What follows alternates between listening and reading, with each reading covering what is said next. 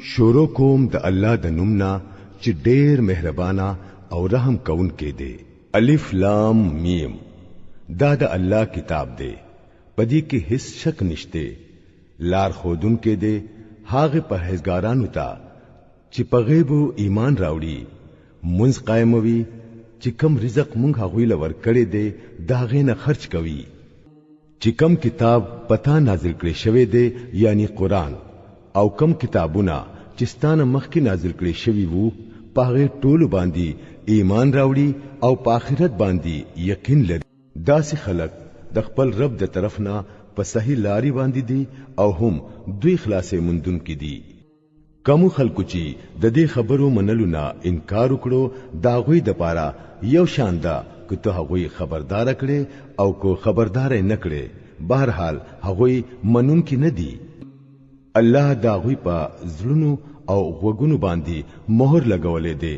او دا غوی په سترګو باندې پرده پرته ده. هغوی د سختي سزا مستحق دي.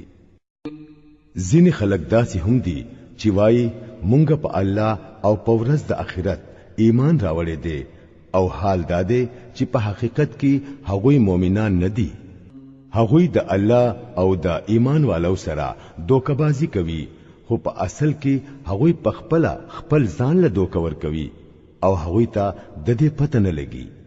دا هغوی په زړونو کې یو بیماری ده چې هغه الله نور هم زیات کړه، او کم دروغ چې هغوی وایي داغه په بدل کې داغوی د پاره دردناک سزا ده. هر کله چې هغوی ته دا اویل شو چې په ځمکه کې فساد مپورته کوي، نو هغوی دا اویل چې مونږ خو اصلاح کوونکیو. خبردار، په حقیقت کې هم دا خلق فساد کوونکي دي، خو دوی پوهیږي نه. او کله چې هغوی ته اویل شو چې لکه څنګه نور خلکو ایمان راوړی دی دغه شان تاسو هم ایمان راوړی، نو هغوی دا جواب ورکړو چې آیا مونږ د بیوقوفانو په شان ایمان راوړو؟ خبردار، په حقیقت کې دوی په خپل بیوقوفان دي، خو دوی پوهیږي نه. کله چې دوی د مؤمنانو سره ملاویږي نو وایي چې مونږه ایمان راوړی دی، او کله چې دوی یوازې د خپل شیطانانو سره ملاویږي نو وایي چې په اصل کې خو مونږه ستاسو سره یو، او د دې خلکو سره هسي ټوکی کوو. الله د دوی سره ټوکی کوي، هغه دوی لا مهلت ورکوي او دوی په خپل سرکشي کې دړندو پشان ګډ وډ ګرځي. دا هغه خلک دي چې دوی د هدایت په بدل کې گمراهي اغستی ده. خدا سودا دوی له فائدہ مند نه ده او دوی هرگز په صحیح لار باندې نه دي. د دوی مثال داسې دی لکه چې یو سړی اور بل کړو او کله چې هغه اور خواوشا ټول زیونه روخانه کړل نو الله تعالی دا غوینا د لیدلو طاقت واغستو او هغوی په داسې حال کې پریخودل چې په تیارو کې ورته هیڅ په نظر ناراضي. دوی کانه دي، چاړاګان دي، راند دي، دوی اوس نه واپس کیږي. یای مثال داسې وګڼه چې د اسمان نه زورور باران وریږي او داغه سره توري تیارې او ګړزار او برېښنا هم ده. د اسمان ګړزار چې دوی واوري نو د مرګ د یرینا خپل ګوتی په خپل غوګونو کې کېږدي، او الله دا د حق نه منکر خلق د هر طرف نه په ګیره کې اغستلی دي. د ډېر پلق د وجنا ته بوای چې برېښنا به اوس د دوی د سترګو نظر ویسي، کله چې دوی ته لګ رڼا شي نو په هغه کې سلګ لري لاړ شي، او کله چې په تیار شي نو ودرېږي. که الله غفتله نو د دوی نه به د اوریدلو او د لیدلو طاقت بالکل اغستلی وو. دا یقیني ده چې هغه په هر څه باندې قادر دی. اے خلکو، د خپل هغه رب بندگی اختیار کړئ چې تاسو او تاسو نمخ کې کم خلق تیر شوی دي، دا غوی ټول خالق دی. امید دی چې په دې صورت تاسو بچ شئ. دا هم هغه دی چې تاسو ته پاره د ځمکې فرش وغړوو، د اسمان چتی جوړ کړو، د برنې اوبرا ورولې او د بو په ذریعہ هر قسم پیداوار راو ټکوو، او تاسو د پاره د رزق تیارې وکړو. نو هر کله چې تاسو په دې پوهیږئ نو د الله سره بل څوک مقابل ما جوړوي. او که تاسو دا شکوي چې دا کم کتاب مونږ په خپل بنده نازل کړي دي چې دا زمونږ دی او کنه دی، نو د دې پشان فقط یو صورت جوړ کړي او راي وړي او خپل ټول ملګری راو غواړي د یو الله نه سیوا د هر چا نه چې مدد غواړي نو وغواړي که تاسو رښتینی یې نو دا کار وکړئ خو کو داسې مو نکړل او دا یقیني ده چې هیڅری نشي کولای نو دا غي ورنه ویریږي چې خشاک به انسانان او کانی وي او چې تیار کړی شوی دی د حق نه انکار کوونکو د پاره او اے پیغمبره صلی الله علیه وسلم کم خلق چې په دې کتاب باندې ایمان راوړي او د دې مطابق خپل عملونه صحیح کړي هغه لا زهره ورکړه چې دا غوي د پاره داسې باغونه دي چې لاندې بتري نهرونه بهيږي د دې باغونو میوه با په شکل کې د دنیا د میوه سره یو شان وي کله چې هغه ته د خوراک د پاره یو میوه ورکړي شي نو هغه بوای چې په دنیا کې به هم دغه سي میوه مونږ ته راکړي کې دي شوي هلته به دا غوي د پاره پاکي بیبيانی وي او هلته به هغه همیشه وي او الله په دې هرگز نه شرمېږي چې د ماشي یا د دین هم د زیات سپک سیز مثالونه بیان کړي کم خلک چې حق خبره قبلون کې دي هغه چې دا مثالونه واوري نو په شي چې دا حق دی چې دا غوي د رب د طرف نه راغله دی او کم خلک چې منون کې نه دي هغه چې دا واوري نو وایي چې د داسې مثالونو بیانولو سره د الله څخه دی دغه شان الله هم په یو خبره ډېر بیلاری کوي او ډېر وتا صحیح لار خي او بیلاری کوي هغه خلک چې فاسقان دي دا خلک د الله وعده د ماکموالي نه رستو ماتوي الله چې د کم سیز دا پیوند کول حکم کړی دی هغه پرې کوي او پزمکه کې فساد راپورته کوي په حقیقت کې دا خلک نقصان مندون کې دي تاسو د الله سره د کفر رویه څنګه اختیاروي حال دا چې پتا سو کې رو نه وو هغه تاسو لا ژوند درکړو بیا به تاسو نه رو واخلي بیا به دوباره تاسو لا ژوند درکړي بیا به دغه طرف ته واپس ځئ دا هم هغه دی چې تاسو د پاره د ځمکې ټول سيزونه پیدا کړل بیا یې پورته توجه کړه او اوو اسمانونه جوړ کړل او هغه د هر سیس علم لرونکي دی بیا لکشان هغه وخت په خیال کې راواله کله چې ستارب فرښتو ته ویلی وو چې زه پزمکه کې یو خلیفہ جوړونکی يم هغه ویل چې آیا ته پزمکه کې داسې څوک مقرروي چې د ځمکې نظام به خرابوي او ویني به تویوي مونږ خو ستاسو سنا سره تسبیح وایو او ستاسو پاکي بیانوو الله فرمایل چې زه پوهېږم په هغه څه چې تاسو په هغه نه پوهېږئ د دین رستو الله آدم علیہ السلام ته د ټولو سيزونو نمونه اوخودل بیا یې هغه فرښتو ته وړاندې کړل او ورته او فرمایل چې چریستاسو دا خیال صحیح دی چې د یو خلیفہ په مقررولو با د ځمکې نظام خراب شي نو د دې سيزونو نمونه راته اوخه فرښتو ارز وکړو د نقص نه پاک خو هم ستا ذات دی مونږ خو بس هغه علم لرو څومره چې تا مونږ لرا کړی دی په حقیقت کې هر څه پیژندون کې او په هر څه پوهیدون کې ستانه بغیر بل څوک نشته بیا الله تعالی آدم علیہ السلام ته وویل ته دوی ته د دې سيزونو نمونه اوخیا کله چې هغه ته د ټولو سيزونو نمونه اوخودل نو الله فرمایل ما تاسو ته ویل نو چې ما ته د اسمانونو او د ځمکې هغه ټول حقیقتونه معلوم دي کم چې تاسو نه پټ دي سچ تاسو ظاهروي هغه هم ماته معلوم دي او سچ تاسو پټوي هغه هم زه پیژنم بیا چې کله مونږ فرښتو ته حکم وکړو چې د آدم علی السلام مخې ته ټیټ شي نو هغه ټول ټیټ شوي خو ابلیس انکار وکړو هغه لوی وکړه او په نافرمانو کې شامل شو بیا مونږ آدم علی السلام ته وویل چې تو او ستا خزا تاسو دوانه په جنت کې اوسئ او دلته په فراخی سره چې څو غواړئ هغه خورئ خو دې ونی ته نږدې مورځئ ګینینو په ظالمانو کې با شمار شي اخر دا چې شیطان هغوی دوانه دغه ونی ته ولمسول او زمونږ د حکم منلو نه واړول او هغوی را باندې د هغه حالت نه راوښکل په کم حالت کې چې وو مونږ ورته حکم وکړو چې اوس تاسو ټول د دې ځای نه کوس شئ تاسو د یو بل دشمنان یې او تاسو به د یو خاص وخت پوري پزمکه کې اوسئ او هلته به ژوند تیروي په دغه وخت آدم علی السلام د خپل رب نه یو څو کلمې زده کړې او توبه وستله چې خپل رب ورلا قبول کړه ځکه چې هغه ډیر معاف کونکي او رحم کونکي دی. مونږ وویل چې تاسو ټول د دې ځای نه کوشئ، بیا چې زما د طرف نه تاسو ته هدایت درشي نو کم خلک چې زما په دغه هدایت پسې روان شي پاغوی با د هیڅ یری او غم وخت ناراضي، او څوک چې داغه د قبلولو نه انکار وکړي او زمونږه آیاتونه دروغ وګڼي هغوی ورته تلونکي خلک دي، هلته به همیشه اوسي. اے بنی اسرائیلو لږ خیال وکړئ زما په هغه نعمت چې ما تاسو له درکړې وو. زما سره چې تاسو کوم وعده وا هغه تاسو پوره کړئ، نو زما چې کوم وعده تاسو سره وا هغه به زه پوره کړم، او خاص زمانه تاسو ویریږئ. او ما چې کوم کتاب را لېږلې دی په هغه ایمان راوړئ، دا د هغه کتاب تصدیق کوونکی دی کوم چې تاسو سره د مخکې نه موجود وو. نو د ټولو نه اول تاسو د دینه انکار مکوئ، په لږ قیمت زما آیاتونه مخرڅوئ او زما د غضب نه ځان ساتئ. حق له د باطل رنگ مور کوئ چې شکمن شي او سره د پوهې د حق پټولو کوشش مکوئ. منځ قائموئ، زکات ورکوئ،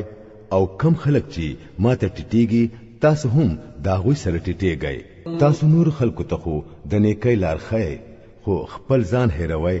حال دا چې تاسو د کتاب تلاوت کوئ، آیا تاسو د عقل ناډو کار ناخلئ؟ د صبر او د منځ په ذریعہ امداد غواړئ. بشکا چې منځ ډېر ګران کار دی، خو د هغه فرمانبردار بندگانو د پاره ګران نه دی چې دای یقین دی چې اخر به د خپل رب سره ملاویږي او هغه ته به واپس ځي. اے بنی اسرائیلو یاد کړئ زما هغه نعمت چې ما پتا سو کړې وو،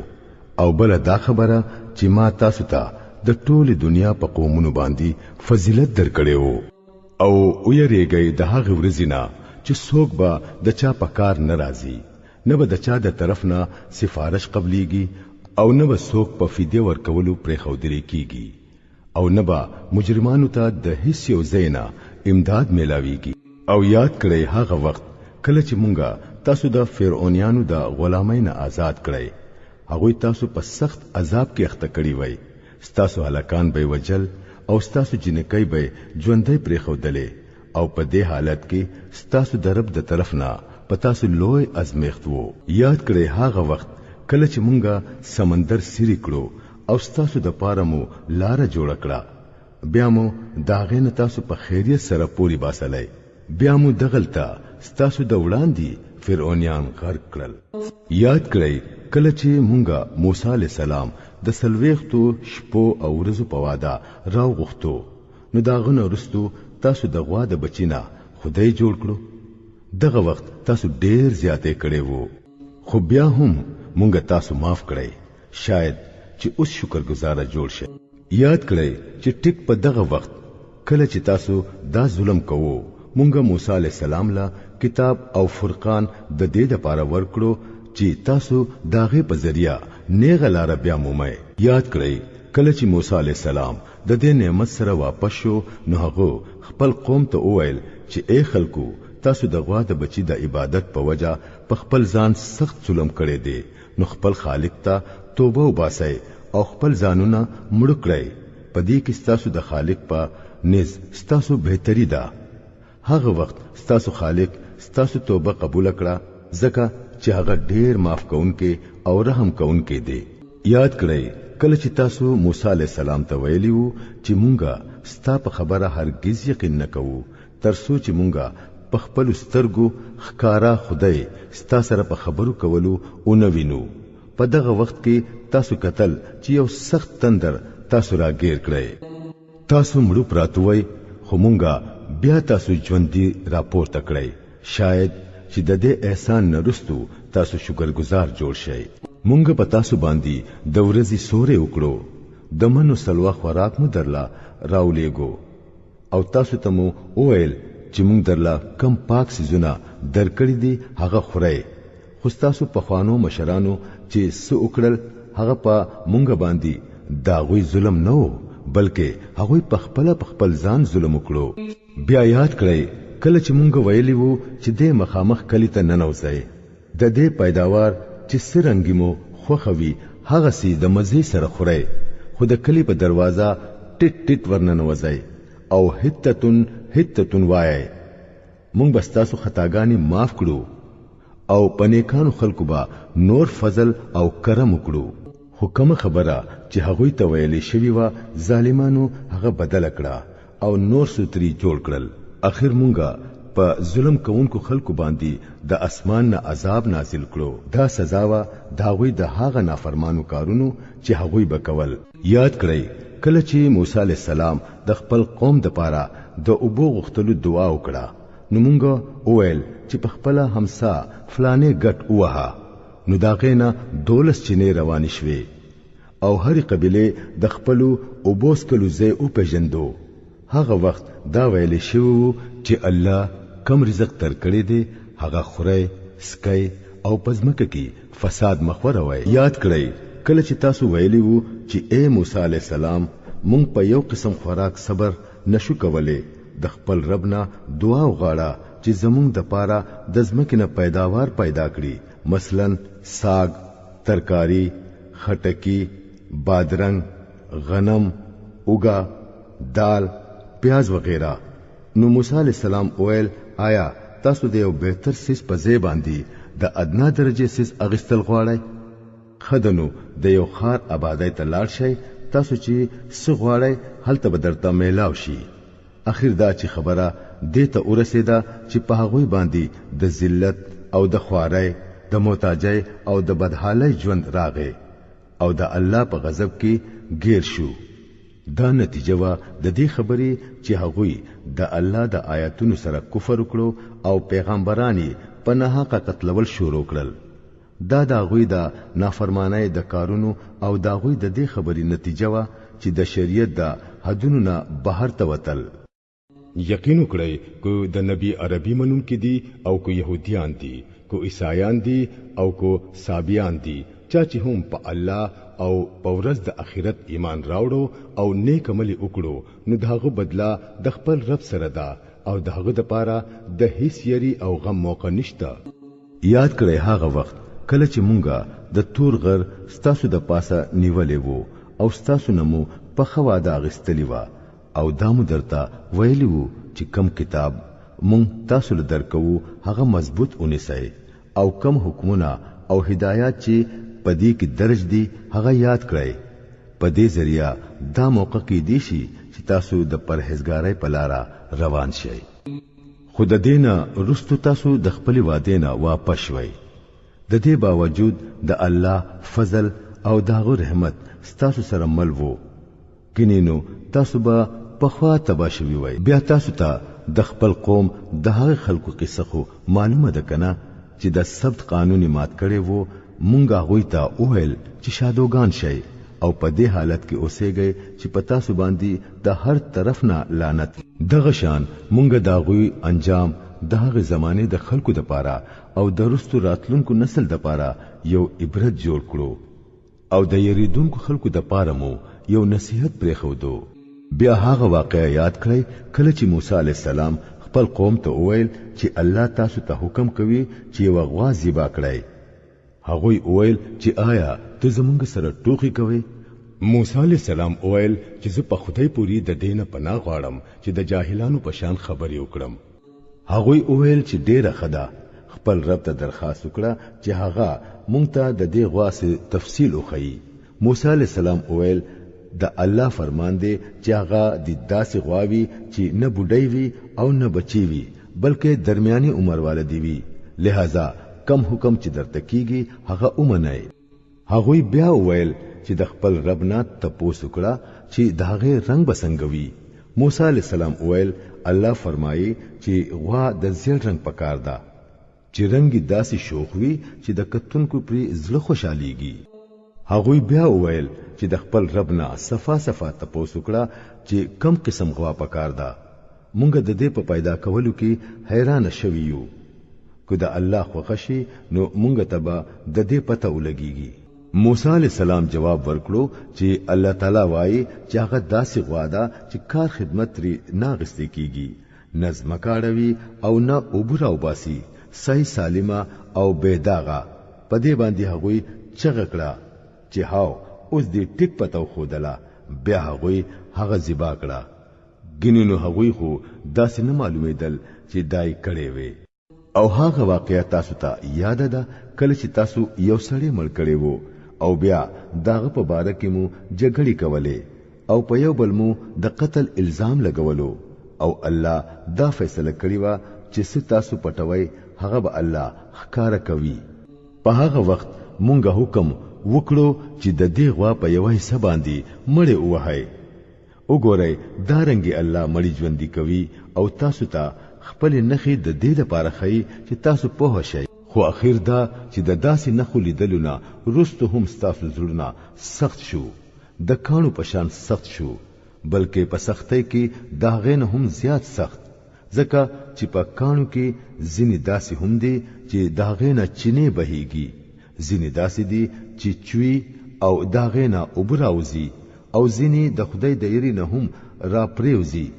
الله ستاسو د کارونو نه خبر نه دی اے مسلمانانو اوس هم تاسو د دې خلکو نه دا امید لرئ چې دوی بس تاسو په وینا باندې ایمان راوړي حالکه په دوی کې د یوې ډلې طریقه دا پاتې شوې ده چې د الله کلام واورېدو او بیا یې سره د پوهې قصدن پاغي کې بدلون راوستلو په محمد رسول الله صلی الله علیه وسلم باندې ایمان راوړونکو خلکو سره چې میلاویږي نوای چې مونږ هم هغه منو او کله چې په خپلو کې د یو بل سره په ځان لځې کې کینی خبرې کوي نوای چې به وقوفان شوي خو نه یې تاسو دې خلکو ته هغه خبرې خې چې الله تاسو ته خو دلیدي او چې سبا له تاسو خلاف تاسو د رب په دربار کې د دلیل په تور پیش کړي او ولی دوی ته معلومه نه ده چې الله دغه ټول خبرونه خبر ده کمی چې دوی پټوي او کمی چې دوی ښکارا کوي په دوی کې یو بل ډله د امیانو ده چې په کتاب خو پوهیږي نه بس په خپلو بے بنیادو امیدونو او ارزوګانو پسې روان دي او صرف په وهمونو ګمانونو باندې ژوند تیروي نو هلاکت او تباہی ده د هغه خلکو د پاره چې په خپل لاسونو باندې د شریعت کتاب لیکي بیا خلکو توای چې دا د الله د طرف نه راغلي دي د پاره د دې چې په بدل کې سلک شان فائدہ حاصل کړي دا غوي د خپل لاسونو دا لیکل هم د هغوی د پاره د تباہی سامان دی او دا غوي دا ګټه هم دا غوي د پاره د هلاکت سبب دی هغوی وایي چې د دوزخ ور با زمونږ سره هډو لګینا او کولګي نو د یو 100 ورځې سزا بوي نو وی دي د دوی نه تاسو کړه چې آیا تاسو د الله نه صداسي وعده غستلی ده چې هغه داغه خلاف ورزي نشي کوله یا خبره دادا چې تاسو په الله پوری داسې خبرې کوي چې داغه په عقله تاسو ته دا پته نشته چې الله داغه ذمہ اغستلی ده اخر په تاسو پوری با د دوزخ ور ولی نه لګي هر څوک چې بدی وکړي او په غلطو کارونو کې غیر پاتې شي هغه دوزخی دي او په دوزخ کې به همیشه وسی او کم خلک چې ایمان راوړي او نیک عملونه وکړي هغه جنتیان دي او په جنت کې به همیشه وسی یاد کړئ د اسرائیل د اولاد نه مونږ په خوا داغستلی و چې د الله نه بغیر د بلچا عبادت مکوئ د مور پلار د رشتہدارانو یتیمانانو او مسکینانو سره خسلوک کوي د خلکو سره خې خبرې کوي منځ قائموي او زکات ورکوي خو د لګو خلکو نه بغیر تاسو ټول د دی وادینا پشاشوي او تر اوسه پوری پشازي بیا لکشان رایات کړی مونږ تاسو نه مضبوطه وعده غستلی و چې په خپلو کې د یو بل ویني متوي وای او ما یو بل د خپل کورونو نو باسي تاسو د دې اقرار کړی وو په دې باندې تاسو په خپل گواهان یې خنن هم تاسو یې چې خپل رونه وجنای د خپل رورولې څخه خلک د خپل کورونو نه بے کور کوي په ظلم او زیاتۍ سره داوی خلاف دیو بل مرسته کوي او کله چې هغه په جنگ کې اونول شي او تاسو لا راوستل شي نو داوی د آزادولو د پاره فدیه اخلي او ورکوي حالکه هغه د خپل کورونو نه استل د سر نه پتا سو باندې حرام وو نو آیا تاسو د کتاب په یو حصہ ایمان راوړی او د بل حصے سره کفر کوئ نو پتاسو کې چې کم خلق داسې کار وکړي دا غوي سزا د دینه بغیر بل سیدا چې په دنیا کې خوار او ذلیل پاتې شي او په آخرت کې سخت عذاب ته ولېږل شي. الله تعالی داغي کارونه نه خبر نه دی کم چې تاسو کوی. دا هغه خلق دی چې آخرت خرڅ کړي دي او د دنیا ژوند دی اغستلې دي. نو نه به د دوی په سزا کې څه کمی وکړي شي او نه به دوی ته امداد ورسېدلی شي. مونږه موسی علی السلام لا کتاب ورکړو داغونه رستمو پرلی پسې رسولان اولېګل او په آخر کې مو عیسی علی السلام د مریم زوی د روخانه نه خسرا اولېګو او په پاک روح سره مو داغه مدد وکړو. نو دا ستاسو څه طریقه ده چې کله هم یو رسول ستاسو د نفس د خواهشاتو خلاف یو سیس تاسو ته راوړې دي نو داغه په مقابله کې مو سرکشي کړی ده. سمو دروغ وګڼل او سمو وجل. دوی وایي زمونږ زړونه محفوظ دي. نه بلکې اصل خبره دادا چې د دوی د کفر په وجه په دوی باندې د الله لعنت دی. دغه وجه دا چې دوی لږ ایمان راوړي او اوس چې کم کتاب د الله د طرف نه دوی ته راغلی دی داغه سره د دوی څه سلوک دی سره د دې چې هغه د هغه کتاب تصدیق کوي کم چې د دوی سره د مخکې نه موجود وو. سره د دې چې د دې کتاب دراتلو نه مخکې به دوی په خپل د کافرانو په مقابله کې د فتح او امداد دعاګانې غوښتلې. خو چې کله هغه دوی ته راغی او دوی خو پیژندو هم نو داغه نه منلو نه انکار وکړو. د خدای لعنت دی په دې انکار کوونکو باندې. دا څومره خرابه ذریعہ ده چې دوی په ځان له تسلی راولي چې کم هدایت الله نازل کړي دي دا غي دا منلو نه صرف د دې ضد په وجه انکار کوي چې الله خپل فضل وحي او رسالت د خپل خوخي په بنده باندې راولېګو. نو دوی اوس د یو غضب مستحق شوی دي د پاسه د بل غضب او د داسې کافرانو د پاره سخته د ذلت سزا مقرره ده. کله چې دوی ته وویل شي چې الله سره نازل کړي دي پاغه باندې ایمان راوړای نو دوی وایي مونږ خو صرف په هغه سیس باندې ایمان راوړو چې هغه په مونږ یعنی د اسرائیل په نسل باندې نازل شوی دی. داغه نه علاوه چې سره غلي دي داغه د منلو نه هغه انکار کوي حالکه هغه حق دی او داغه تعلیم تصدیق او تایید کوي کم چې داغوی سره د مخ کې نه موجود وو. ډېر خدا دوی ته وایا کچری تاسو په هغه تعلیم باندې ایمان وی کم چې تاسو ته راغلي وو د دین مخ کې مو د الله هغه پیغمبران کم چې په خپل په بنی اسرائیل کې پیدا شوی وو ولی قتل ول. تاسو ته موسی علی السلام د څنګه روخانه نه سره راغی بیا هم تاسو داس ظالمان وای چې داغه د تلو سره مو د غوا د بچی عبادت شروع کړو. بیا لګشان هغه محکمه وعده را یاد کړی چې تور مستاسو د پاسه اوچت کړي وو او واده مدرنه اغستلی و. مونږ درته ویلی وو چې کم هدایات مونږ درلیګو داغه په سختۍ سره پابندي کوي او په غوګونی واوري. ستاسو مشرانو اویل مونږه واوریدل خو منوي نه او داغوی د کفر دا حال وو چې داغوی په زړونو کې د غوا د بچی مینه ناسته و. ورته وایا کچری تاسو مؤمنان یې نو دا خو عجیب ایمان دی چې تاسو ته د داسې خرابو کارونو حکم درکوي. دوی ته وایا کچری واقعي د الله په نزد د آخرت کور د ټولو انسانانو نه علاوه خالص تاسو د پاروي نو بیا تاسو لا پکار دی چې د مرګ آرزو وکړئ کچری تاسو په خپل خیال کې رښتینی یې. یقین وکړئ چې دوی به هیڅ کله د دې آرزو ونکړي په دې وجہ چې دوی په خپل لاسونو کومه ګټه حالته ځانته لګلې ده هغه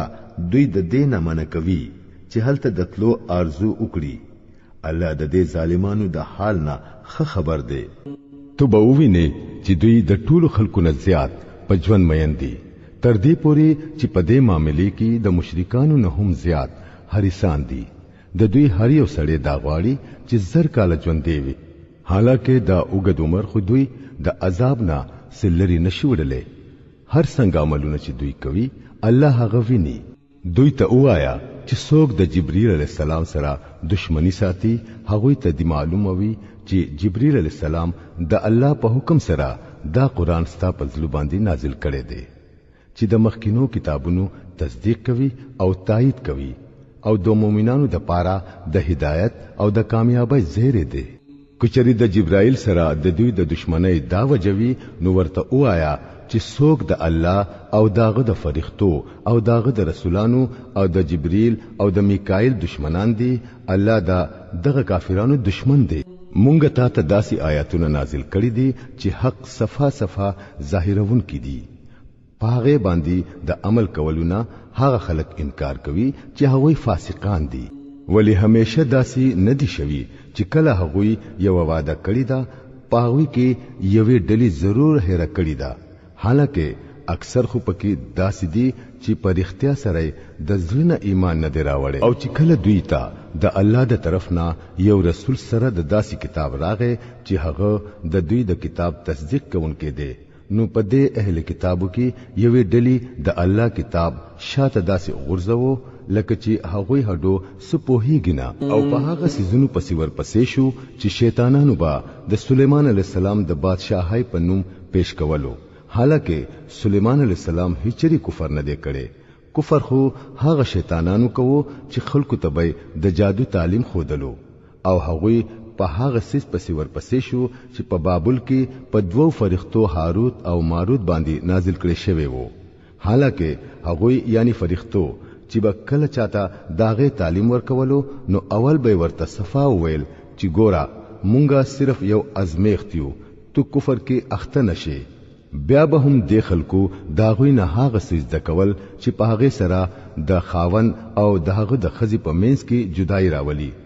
ظاهر خبره ده چې په دې ذریعہ هغه د خدای د حکم نه بغیر هیڅ ته ضرر نشو رسولې. خو سره د دیبا هغه داسې سیز زده کولو چې په خپل با داغوی د پاره فائدہ ورکونکې نه بلکې نقصان ورکونکې وو او هغه ته دا معلومه وا چې څوک د دې سیز خریدار شو نو داغوی د پاره په آخرت کې هیڅ حصہ نشته. څومره خراب سامان وو چې داغه په بدل کې هغه خپل ځانونه خرڅ کړل. افسوس چې هغه ته معلوم وي دا بد انجام او کچري هغه ایمان او تقوا اختیار کړی وي نو د الله په دربار کې چې داغه کوم بدله ملاوي دله هغه د هغه د پاره ډیره بهتره وا. افسوس چې هغه خبر وي د دې ښه انجام نه. اے مؤمنانو رای نه موایي بلکې انظر نه وایي او خبره په توجه سره اورئ. دا کافران خو د دردناک عذاب مستحق. کوم خلکو چې د حق نه انکار کړي دي کو هغه اهل کتاب دي او کو مشرکان دي هغه هیڅ کله دا نه خوي چې تاسو د رب ته طرف نه پتا سو باندې څه خیر نازل شي. خو الله چې څوک غواړي هغه د خپل رحمت د پاره خاص کوي او هغه د یو لوی فضل خاوند دی. مونږ چې خپل کم آیاتونه منسوخ کوو یا د خلکو نه هیرو نو داغه پځه داغه نه بهتر یا کم نه کم داغه پشان آیاتونه راوړو. آیا تا ته معلومه نه ده چې الله په هر څه قدرت لري؟ ولی تا ته پته نشته چې د ځمکې او د اسمانونو بادشاہي د الله ده او داغه نه بغیر بل هیڅوک تاسو خبر اغستونکې او تاسو مدد کوونکې نشته. آیا تاسو د خپل رسول نه هغه شان ته پوښتنه کول غواړئ لکه څنګه چې د دین مخکې د موسی علی السلام نشوي وو؟ حالکه چا چې د ایمان لار د کفر په لار بدل کړه هغه د صحیح لارینه بے لاري شو. په اهل کتابو کې ډیر خلک دا غواړي چې په څه طریقې تاسو د ایمان نه کفر ته واپس راوړئ. اگر چې حق هغه تخکارا شوه دی خو د خپل نفس دا حسد د وجنا هغه تاسو د پاره دا غواړي. د دې په جواب کې تاسو تر هغه پوری د معافی او د چشم پوشینا کار واخلئ چې الله خپل فیصله په خپل جاری کړي. یقین لرئ چې الله په هر څه باندې قدرت لري. منځ قائموي او زکات ورکوي. تاسو چې د آخرت د پاره کوم نیکی ځان لا مخکې لګي هغه به د الله سره بیا مومئ. تاسو چې څه کوئ هغه د الله په نظر کې دي. دوی وایي چې هیڅوک په جنت ته نزي تر څو چې هغه يهودي نوي یا د عیسایانو د خیال مطابق عیسائی نوي. دا د دوی ارزوګانی دي. دوی ته وایا چې خپل دلیل پیش کړي چې تاسو په خپل داوا کې رښتینی یې. په اصل کې نه تاسو خاص خلک یې او نه بل څوک. حق داده چې چا خپل ځان د الله فرمان ته وسپارو او عملاً پنه کلار روان شو نو داغه د پاره د دې اجر داغه د رب سره دی او د داس خلکو د پاره نه د سیری او نه د غم موقشته يهوديان وایي چې د عیسایانو سره هیڅ نشته عیسایان وایي چې د يهوديانو سره هیڅ نشته حالکه دوه کتاب لولي او دا قسم داوي هغه خلک هم کوي چې دا غوي سره د کتاب علم نشته دا په کومو اختلافو کې چې دوی اخته دي د دې فیصله به الله د قیامت په ورځ کوي او د هغه سړي نه بزیات ظالم څوک وي چې د الله په عبادت خانو کې د الله د نوم یادولونه خلق منی کوي او داغه په ورانولو پسې لګېدلی وي داسې خلک د دې قابل نه دي چې په دې عبادت خانو کې قدم کېږدي او کچري حالت لاړ هم شي نو چې یې ور سره وي د دوی د پاره په دنیا کې شرمندګي ده او په آخرت کې لوی عذاب مشرق او مغرب ټول د الله دی کم طرف ته چې تاسو مخ ګرځوي نو هم هغه طرف ته د الله مخ دی الله ډېر فراخي والده او په هر څه پوهي د دوی وینا ده چې الله ځان لا زوی نیولې دی الله پاک دی د دې خبرونه اصل حقیقت دا دی چې پزمکا او اسمانونو کې سدي هغه ټول د الله دی ټول داغه فرمان منونکي دي هغه د اسمانونو او د ځمکې پیدا کونکي دی د کمی خبرې چې هغه فیصله کوي نو داغه د پاره بس هم دا حکم کوي چې شاه او هغه وشي ناپوهان وایي چې الله په خپل زمونږ سره خبري ولی نه کوي یا یو نخه ولی مونږ ته ناراضي دارنګ خبري با د دوی نه مخکینی خلکو هم کوله د دې ټولو مخکینی رستو گمراهانو سوچ فکر یو شان دی د یقین والو د پاره خمونګه نخي صفا صفا بیان کړی دي د دین لوی نخبه بل سوي چې مونږ ته د حق علم سره زیره ورکون کې او يرون کې اولېګلې اوس چې کوم خلکو ځان د دوزخ سره تړلې دي داغوی د طرف نه ته زموار نه او نه بستانه داغوی په باره کې تپوس کیږي يهوديان او عیسایان با ستانه تر هغه پوری راضی نشي تر سوچې ته داغوی په طریقه روان نشي صفا ورته وایا چې لار خو بس هم هغه دا کوم چې الله خو دلیدا کم علم چې تا تراغله دي کچری تا داغین رستو داغوی دا خواهشاتو پیروي وکړه نو ستاده لپاره هیڅ یو دوست یا مددگار داسې نشته چې تا د الله نه بچ کړي کوم خلکو ته چې مونږه کتاب ورکړی دی هغه سیوای لکه څنګه چې داغه د وینا حق دی هغه په دې قران باندې د زړه په صدق سره ایمان راوړي او چا چې د دې سره د کفر طریقې اختیار کړه هغه په اصل کې نقصان مندون کې دي اے بنی اسرائیلو یاد کړئ زما هغه نعمت چې ما پتا سو باندې کړې وو او بلدا چې ما د دنیا په ټولو قومونو باندې تاسو غوړه کړی وای او د هغه ورځې نه ویریږئ چې څوک به د هیڅ پکار ناراضي نه به د چانا فدیه قبلې دي شي نه به سفارش چاته فائدہ ورکوي نه به مجرمانو ته سمدد ورسېدي شي یاد کړئ کله چې ابراهیم علی السلام خپل رب په یو څو خبرو کې وازمیلو او هغه په هغه ټولو کې پوره وختو نو الله ورته وویل زتا د ټول خلکو د پاره پېښوا جوړوم ابراهیم علی السلام ارزو کړو آیا دا وعده زما د اولاد سره هم ده الله جواب ورکړو زما وعده د ظالمانو سره تعلق نه لري او دا یاد کړئ چې مونږه دا کور یعنی کعبه د خلکو د پاره مرکز او د امن ځای ګرځولې دی او خلکو ته مو دا حکم ورکړی وو چې ابراهیم علی السلام په کم ځای کې د عبادت لپاره ودرېږي د هغه ځای نه مستقل د منځ جوړ کړی او ابراهیم علی السلام او اسماعیل علی السلام ته مو دا تاکید کړی وو چې زما دا کور د طواف کوونکو اعتکاف کوونکو د رکوع او سجدي کوونکو د پاره پاک ساتي او دا یاد کړئ چې ابراهیم علی السلام دعا وکړه اے زما ربا د دې خار نه د امن خار جوړ کړه او د دې په اوسیدونکو کې چې څوک الله او آخرت مني هغه ته هر قسم میوه ورکړه په جواب کې ورته دا رب او فرمایل او چې څوک نه مني هغه له به هم د دنیا د ژوند د یو څو ورځې سامان ورکم خو اخر به د جهنم عذاب ترا کاغم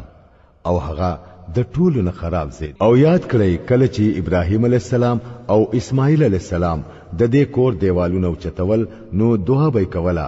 اے زمونږ ربا زمونږ د طرفنا دا خدمت قبول کړه ته دا هر چا خبري اوریدونکې او په هر څه پوهیدونکې یې اے ربا مونږ دواړه خپل فرمانبردار حکم منونکې جوړ کړه زمونږ د نسل نه یو داسې قوم راپورته کړه چې ستا حکم منونکې مسلمانان وي مونږ ته د خپل عبادت طریقې او خیا زمونږ ګناهونه مونږ ته معاف کړه ته ډېر معاف کونکې رحم کونکې یې او اے ربا په دې خلکو کې د دې خپل قوم نه یو داسې رسول راپورته کړه چې هغوی ته ستا آیاتونه واوروي هغوی ته د کتاب او د حکمت تعلیم ورکړي او داغوی ژوند پاک او صفا کړي ته غالب یې او د حکمت خاوند یې اوس څوک دی چې د ابراهیم علی السلام د طریقې نه نفرت وکړي چا چې خپل ځان په بیوقفتیا او جهالت کې اخته کړی وي داغه نه بغیر بل څوک دا حرکت کولی شي ابراهیم علی السلام خو هغه سړی دی چې مونږ په دنیا کې د خپل کار د پاره غوړه کړی وو او په آخرت کې به هغه په صالحانو کې شمارل کیږي دا غوي حال دا وو چې کله ورته خپل رب ویل چې مسلمان شه نو زری ویل چې زدا کائناتو د مالک مسلمان شوم هغه خپل اولاد ته هم په دې طریقه باندې د تللو هدایت کړي وو او هم د دې وصیت یعقوب علی السلام خپل اولاد ته کړي وو هغه ورته ویلی وو چې زما بچو الله ستاسو د پاره دا دین غوړه کړی دی نو د مرګ پوری مسلمانان اوسېږئ نو آیا تاسو په هغه وخت کې موجود وای چې کله یعقوب علی السلام د دې دنیا نه رخصت دلو هغه د مرګ په وخت کې د خپل زامنو نه تاسو کړو چې بچو زمانه رستبا تاسو د چا بندگی کوئ هغه ټول په جواب کې وویل چې مونږ به د هغه یو خدای بندگی کوو کم چې ستا او ستا د مشرانو د ابراهیم علی السلام د اسماعیل علی السلام او د اسحاق علی السلام خدای وو او مونږه خاص هم داغه مسلمانان یو هغه څه خلق وو چې تیر شو سچ هغه ګټل دي هغه داغوی د پاره دي او سچ تاسو ګټای هغه بس تاسو د پاره وي تاسو نه با دا تاسو نه کیږي چې هغه څه کول يهوديان وایي چې يهوديان شي نو صحیح لار به بیا مومای عیسایان وایي چې عیسایان شي نو هدایت بدرته نصیب شي دوی ته وایا چې نه هر څه پرېګ دی یو د ابراهیم علی السلام طریقه او ابراهیم علی السلام د مشرکانو نه نو اے مسلمانانو وایا چې مونږه ایمان راوړې دي په الله باندې او په هغه هدایت باندې چې مونږ ته نازل شوه دی او چې ابراهیم علی السلام اسماعیل علی السلام اسحاق علی السلام یعقوب علی السلام او د یعقوب علی السلام اولاد ته نازل شوه وو او چې موسی علی السلام او عیسی علی السلام او نور ټول پیغمبرانو ته د خپل رب د طرف نه ورکړي شوی وو مونږ داغوی په مینس کې هیڅ فرق نه کوو او مونږه د الله مسلمانان یو نو کوچري دوی ایمان راوړو لکه څنګه چې تاسو ایمان راوړې دي نو په هدایت باندې دي او کوچري د دینه مخ واړو نو صفه خبره ده چې هغوی په ضد کې پراته دي نو اطمینان لرئ چې داغوی په مقابله کې الله ستاسو د حمایت د لپاره کافی دی هغه هر څه اوري او په هر څه پوهه دی وایا د الله پاک رنگ اختیار کړئ داغه د رنگ نه با بل خرنګ د چاوي او مونږه داغه بندگی کوونکیو اے نبی صلی الله علیه وسلم دوی ته وایا چې آیا تاسو د خدای په باره کې زمونږ سره جګړه کوئ حالکه هغه زمونږ هم رب دی او تاسو هم رب دی زمونږ عملونه زمونږ د پاره دي او تاسو عملونه تاسو د پاره دي او مونږه الله لرا خپل بندگی خالصه کړی دا یا تاسو دا وایي چې ابراهیم علی السلام اسماعیل علی السلام اسحاق علی السلام یعقوب علی السلام او د یعقوب علی السلام اولاد ټول يهوديان یا عیسایان وو ورته وایا چې تاسو زیات علم لرئ که الله داغه سړی نه با بل زیات ظالم څوک وي چې داغه په ذمہ د الله د طرف نه یو گواهی وي د هغه پټکړي تاسو د کارون نه الله سنا خبره خو نه دی هغه څه خلق وو چې تیر شو داغوی ګټه داغوی د پاره وا او تاسو ګټه تاسو د پاره ده تاسو نه با داغوی د عملونو په باره کې تپوس نکېږي ناپوه خلق با ضرور داوایی چې دا پدوی سو شو اول چې کمی قبله ته منځ کوو دا غینه یک دم واوړېدل. اے نبی صلی الله علیه وسلم دوی ته وایا چې مشرق او مغرب ټول داغه دي، د الله چې چاته خوخوي هغه ته نیغ لار خي. او دغه شان خمونګه ستاسو نه یو امت وس جوړ کړي دي د پاره د دې چې تاسو د دنیا په خلکو باندې گواهان شئ او رسول په تاسو باندې گواهی. اول چې تاسو کم طرف ته مخ کوو هغه خو مونږ صرف د دې معلومولو د پاره قبل مقرر کړی و چې څوک پر رسول پسیزي او څوک واپس پشازي. دا کار خو ډیر سخت، خو د هغه خلکو د پاره هیڅ سخت نه و چاته چې الله هدایت نصیب کړي وو. الله وا ستاسو دا ایمان هرگز نه ضایع کوي. یقین وکړئ چې الله د خلکو په حق کې ډیر مهربانه او رحم کونکي دی. اے نبی صلی الله علیه وسلم اسمان ته بار بار ستا مخ ګرځول مونږ وینو، نو مونږه تا هغه قبله ته ګرځو کوم چې ستا خوخه ده.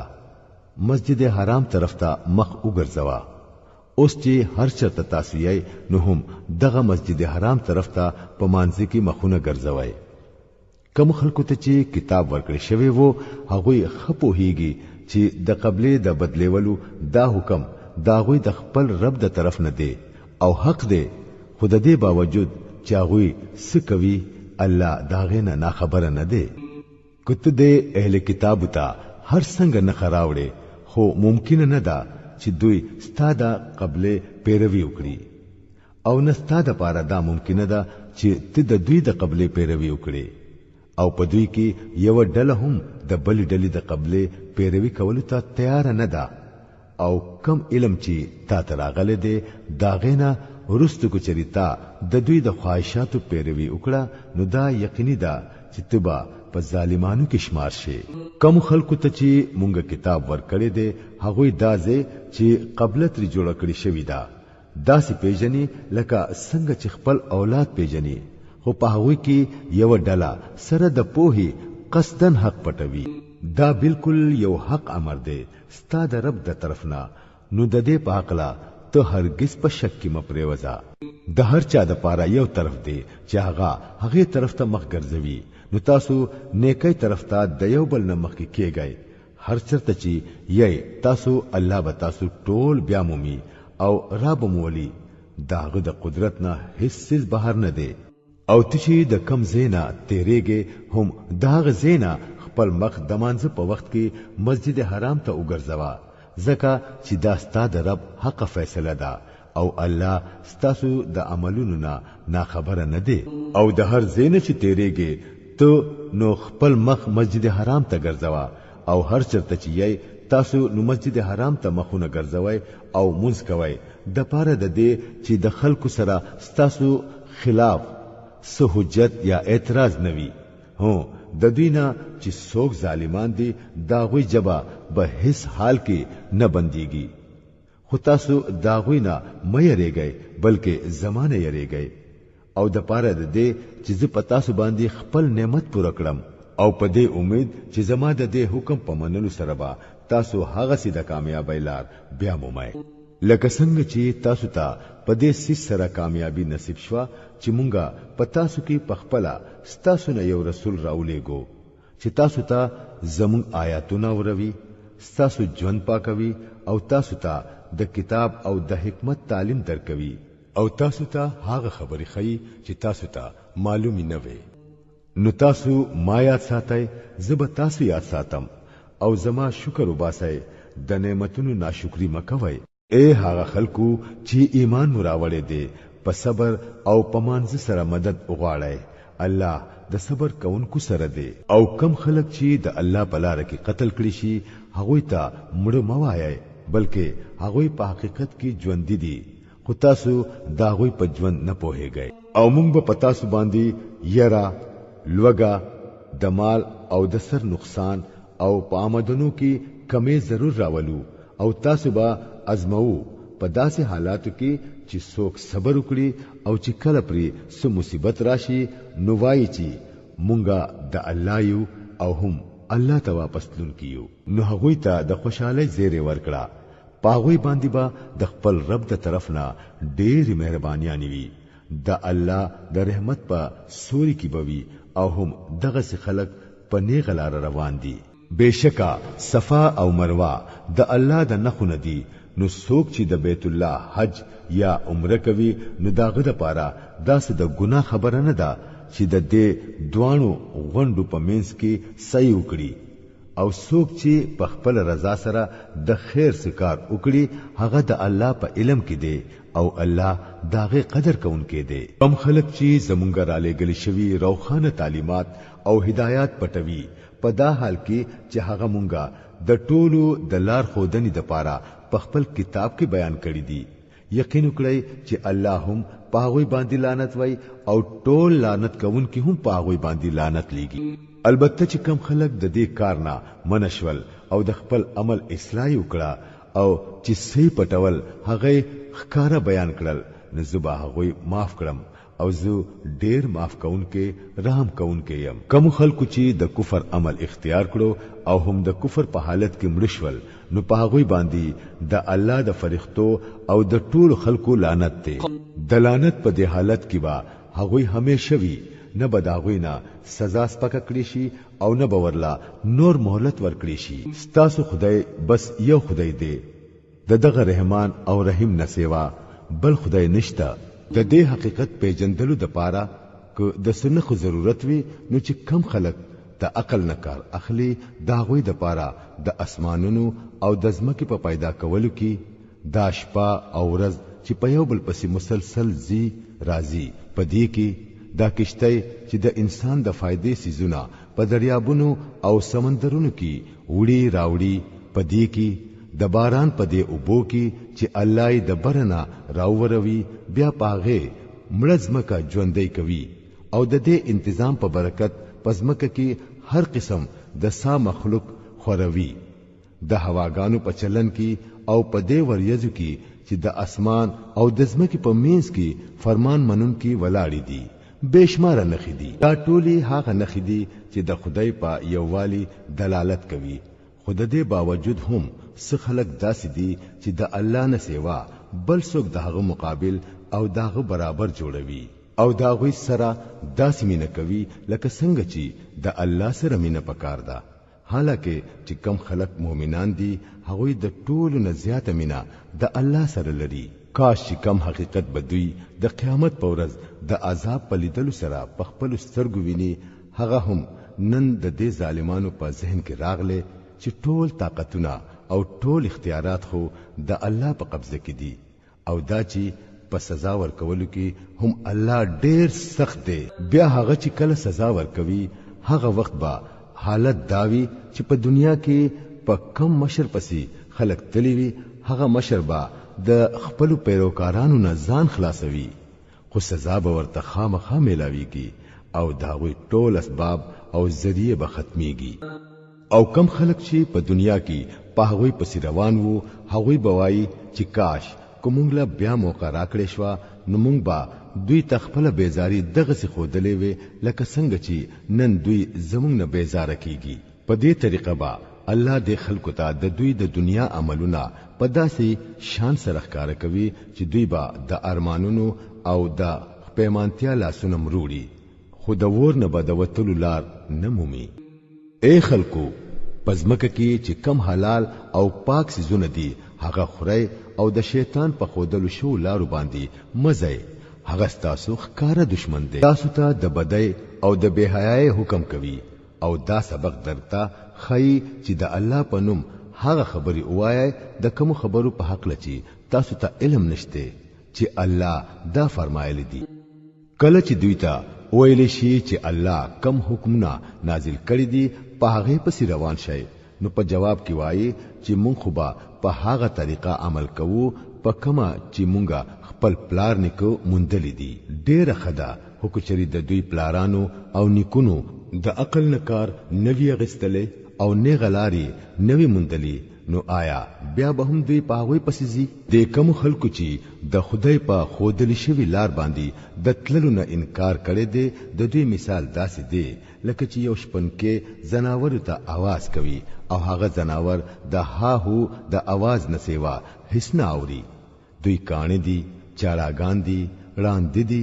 زکه څه خبره په عقل کې ناراضي اے مومنانو کچری تاسو په حقیقت کې د الله بندگی کوونکي نو کم پاک سيزونه چې مونږ تاسو له درکړې دي هغه به تکلیف خوري او د الله شکر وباسئ د الله د طرف نه کس پابندي پتا سو باندې دا نو هغه دادا چې مردار مخره د ویني او د خنزیر د غوښنه ځان ساتي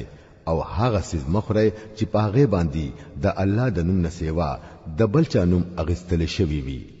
هو چې کم سړی مجبور وي او د قانون ماتولو اراده نه وي یا د ضرورت نه زیاتې نه کوي نو کو هغه د دې سيزونو نه سو اخري نو ګناه پې نشته الله بخون کې مهربان دی حق دادی چې څوک هغه حکمونه پټوي چې هغه الله په خپل کتاب کې نازل کړی دي او د دنیا په لګه فائدہ هغه قربانوي هغه په اصل کې په خپلو ګیډو کې وور اچوي د قیامت په ورځ با الله هرگز داغوی سره خبري اونکړي او نه به هغه پاک کړي او داغوی د پاره دردناک سزا ده دا هغه خلق دي چې د هدایت په بدله کې گمراهي واغستلا او د بهانه په بدله کې عذاب واغستلو سو عجيبه حوصله ده د دوی چې د دوزخ عذاب ته ټینګ دي د دې ټولو وجہ دا ده چې الله خو ټیک ټیک د حق مطابق کتاب نازل کړي وو خو چې کوم خلکو په کتاب کې اختلافات راوستل هغه په خپل جګړو کې د حق نه ډېر لري لاړل نیکی دا نه ده چې تاسو خپل مخونه مشرق یا مغرب ته کړئ بلکې نیکی دا ده چې سړی په الله په ورځ د قیامت په فرښتو او د الله په نازل کړي شوی کتاب او داغه په پیغمبرانو باندې د زړه د اخلاص ایمان راوړي او د الله په محبت کې خپل غوړه مال پر رشیدارانو یتیمانانو باندې په مسکینانو او په مسافرانو باندې چې څوک د امداد لپاره لاس اونیسی په هغوی باندې او د غلامانو په آزادولو باندې خرج کړي منځ قائم کړي او زکات ورکړي او نیکان هغه خلک دي چې کله وعده وکړي نو هغه پوره کوي او د تنگسیا او د مصیبت په وخت کې او د حق او د باطل په جنگ کې صبر وکړي دا رښتینی خلک دي او هم دا خلک پرهیزګاران دي اے هغه خلکو چې ایمان مراوړې دي ستاسو د پاره د قتل په مقدمو کې د قصاص حکم لیکل شوی دی کو آزاد سړی قتل کړي وي نو دغه آزاد سړی نه دی بدل واغستل شي کو قاتل غلام وي نو دغه غلام دی قتل کړي شي او کو خزه دا جرم وکړي نو هم دغه خزنه دی بدل واغستل شي هو کچري د قاتل سره دغه رور د سو نرمۍ کولو د پاره تیار وي نو پکار دی چې په ښه طریقه د ویني تاوان فیصله وشي او د قاتل د پاره ضروری ده چې په راستۍ سره د ویني تاوان ادا کړي دا ستاسو د رب د طرف نه آسانتیا او رحمت دی د دین رستو هم کچا زیاته وکړو نو داغه د پاره دردناک سزا ده اے عقل لرونکو ستاسو د پاره په قصاص کې ژوندون دی امید دی چې تاسو به د دې قانون د خلاف ورزۍ نه ځان وساتئ پتا سو باندې دا فرض کړی شوی دی چې کله پتا سو کې د چا د مرګ وخت راشي او داغنا مال پاتې کېدو نو هغه دی د مور او پلار او د رشتہدارانو د پاره په ښه طریقه وصیت وکړي دا حق دی په پرهیزګارانو خلکو باندې بیا چې چا وصیت واورېدو او رستي هغه بدل کړو نو داغه ګناه په هغه بدلون کې باندې دا الله هر څه اوري او په هر څه پوها دی البته که د چا سره دا يروي چې وصیت کوونکی په خطا یا په قصص سره بے انصافي کړی دا او بیا هغه د خلکو په مینس کې چې د چا سره دا معاملې تعلق لري اصلاح وکړي نو پاغه باندې څه ګناه نشته الله بخون کې مهربان دی اے هغه خلکو چې ایمان مراوړې دي پتا سو باندې روزه فرض کړی شوی لکه څنګه چې ستاسو نو وړاندې د پیغمبرانو په امتونو باندې فرض کړی شوی وي امید دی چې د دین با پتاسو کې د تقوا صفت پیدا شي یو څو مقرری ورځې روزي دي کو پتاسو کې څوک بیمار وي یا په سفر کې وي نو په نور ورځو کې دي هغه مر پوره روزي اونسي او کم خلک چې د روزي نیولو طاقت لري او نه نسی نو هغه دي فدیه ورکړي د وی روزي فدیه یو مسکین ته خوراک ورکول دي او څوک چې په خپل خوخه زیات نه کی وکړي نو دا داغه د پاره بهتره ده لیکن که تاسو په هیګي نو استاسو په حق کې دا ډېر خدا چې روزه ونیسئ رمضان هغه میاشت ده چې پکې قرآن نازل کړي شو چې هغه د انسانانو د پاره سراسر هدایت دی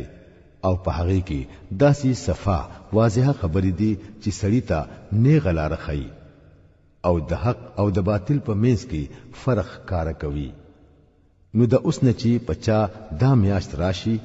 پاغه لازم دي چې د دې ټولې میاشتې روزه ونیسي او څوک چې بیمار وي یا په سفر کې وي نو هغه دی په نور ورځو کې د روزو تعداد پوره کړي الله ستاسو سره نرمي کول غواړي سختی کول نه غواړي د دې وجنه تاسو ته دا طریقه خودل کیږي چې تاسو د روزو تعداد پوره کړئ او کم هدایت چې الله تاسو لا درکړې دې پاغه باندې د الله د لوی اظهار وکړي او داغه لوی اومنئ او شکرګزار جوړ شئ او اے نبی صلی الله علیه وسلم کله چې زما بندگان ستانه زما په حق لا تاسو کړي نو هغه ته وایا چې زه هغه ته ډیر نږدې يم आवाज کوونکې کله چې ماته आवाज کوي نو زه هغه اورم او جواب ورکوم نو په دې وجہ هغه له هم پکار دي چې زما بلنه قبول کړي او په ما باندې ایمان راوړي دا خبره هوی ته واوروا کې دې شي چې هغه نه غلار بیا مومي د روزو په دوران کې د شپې د خپل خزو سره ملاوېدل ستاسو د پاره حلال کړی شوی دی هغه ستاسو د پاره جامې دي او تاسو دا غوي د پاره جامې یې الله ته معلوم شوا چې تاسو د خپل ځان سره پټ پټ خیانت کوو خو هغه ستاسو غلطي معاف کړه او د رحمت نظری در باندې وکړو اوس تاسو خپل خزو ته د شپې ورځي او کوم مزه چې الله ستاسو د پاره جایز کړی دا هغه حاصلوي هم دغه رنگي د شپې تر هغه پوری خریس کوي کله چې د توري تیارې شپې نه د سبا سپین رڼا ښکارا شي بیا دا ټول کارونه پرېګ دی او د شپې پوری خپل روزه پوره کړئ او کله چې تاسو په جمعتونو کې اعتکاف کوونکې د خپل خزو سره کورواله مکوي دا د الله مقرر شوی حدونه دي دیتا نږدې مورځي دغه شان الله خپل حکمونه خپ تفصیل سره خلکو ته بیانوي امید دې چې هغه د غلط عمل نه بچي او تاسو په خپلو کې د یو بل مالونه په ناروا طریقه مخورئ او مې حاکمانو ته د دې غرض د پاره وړئ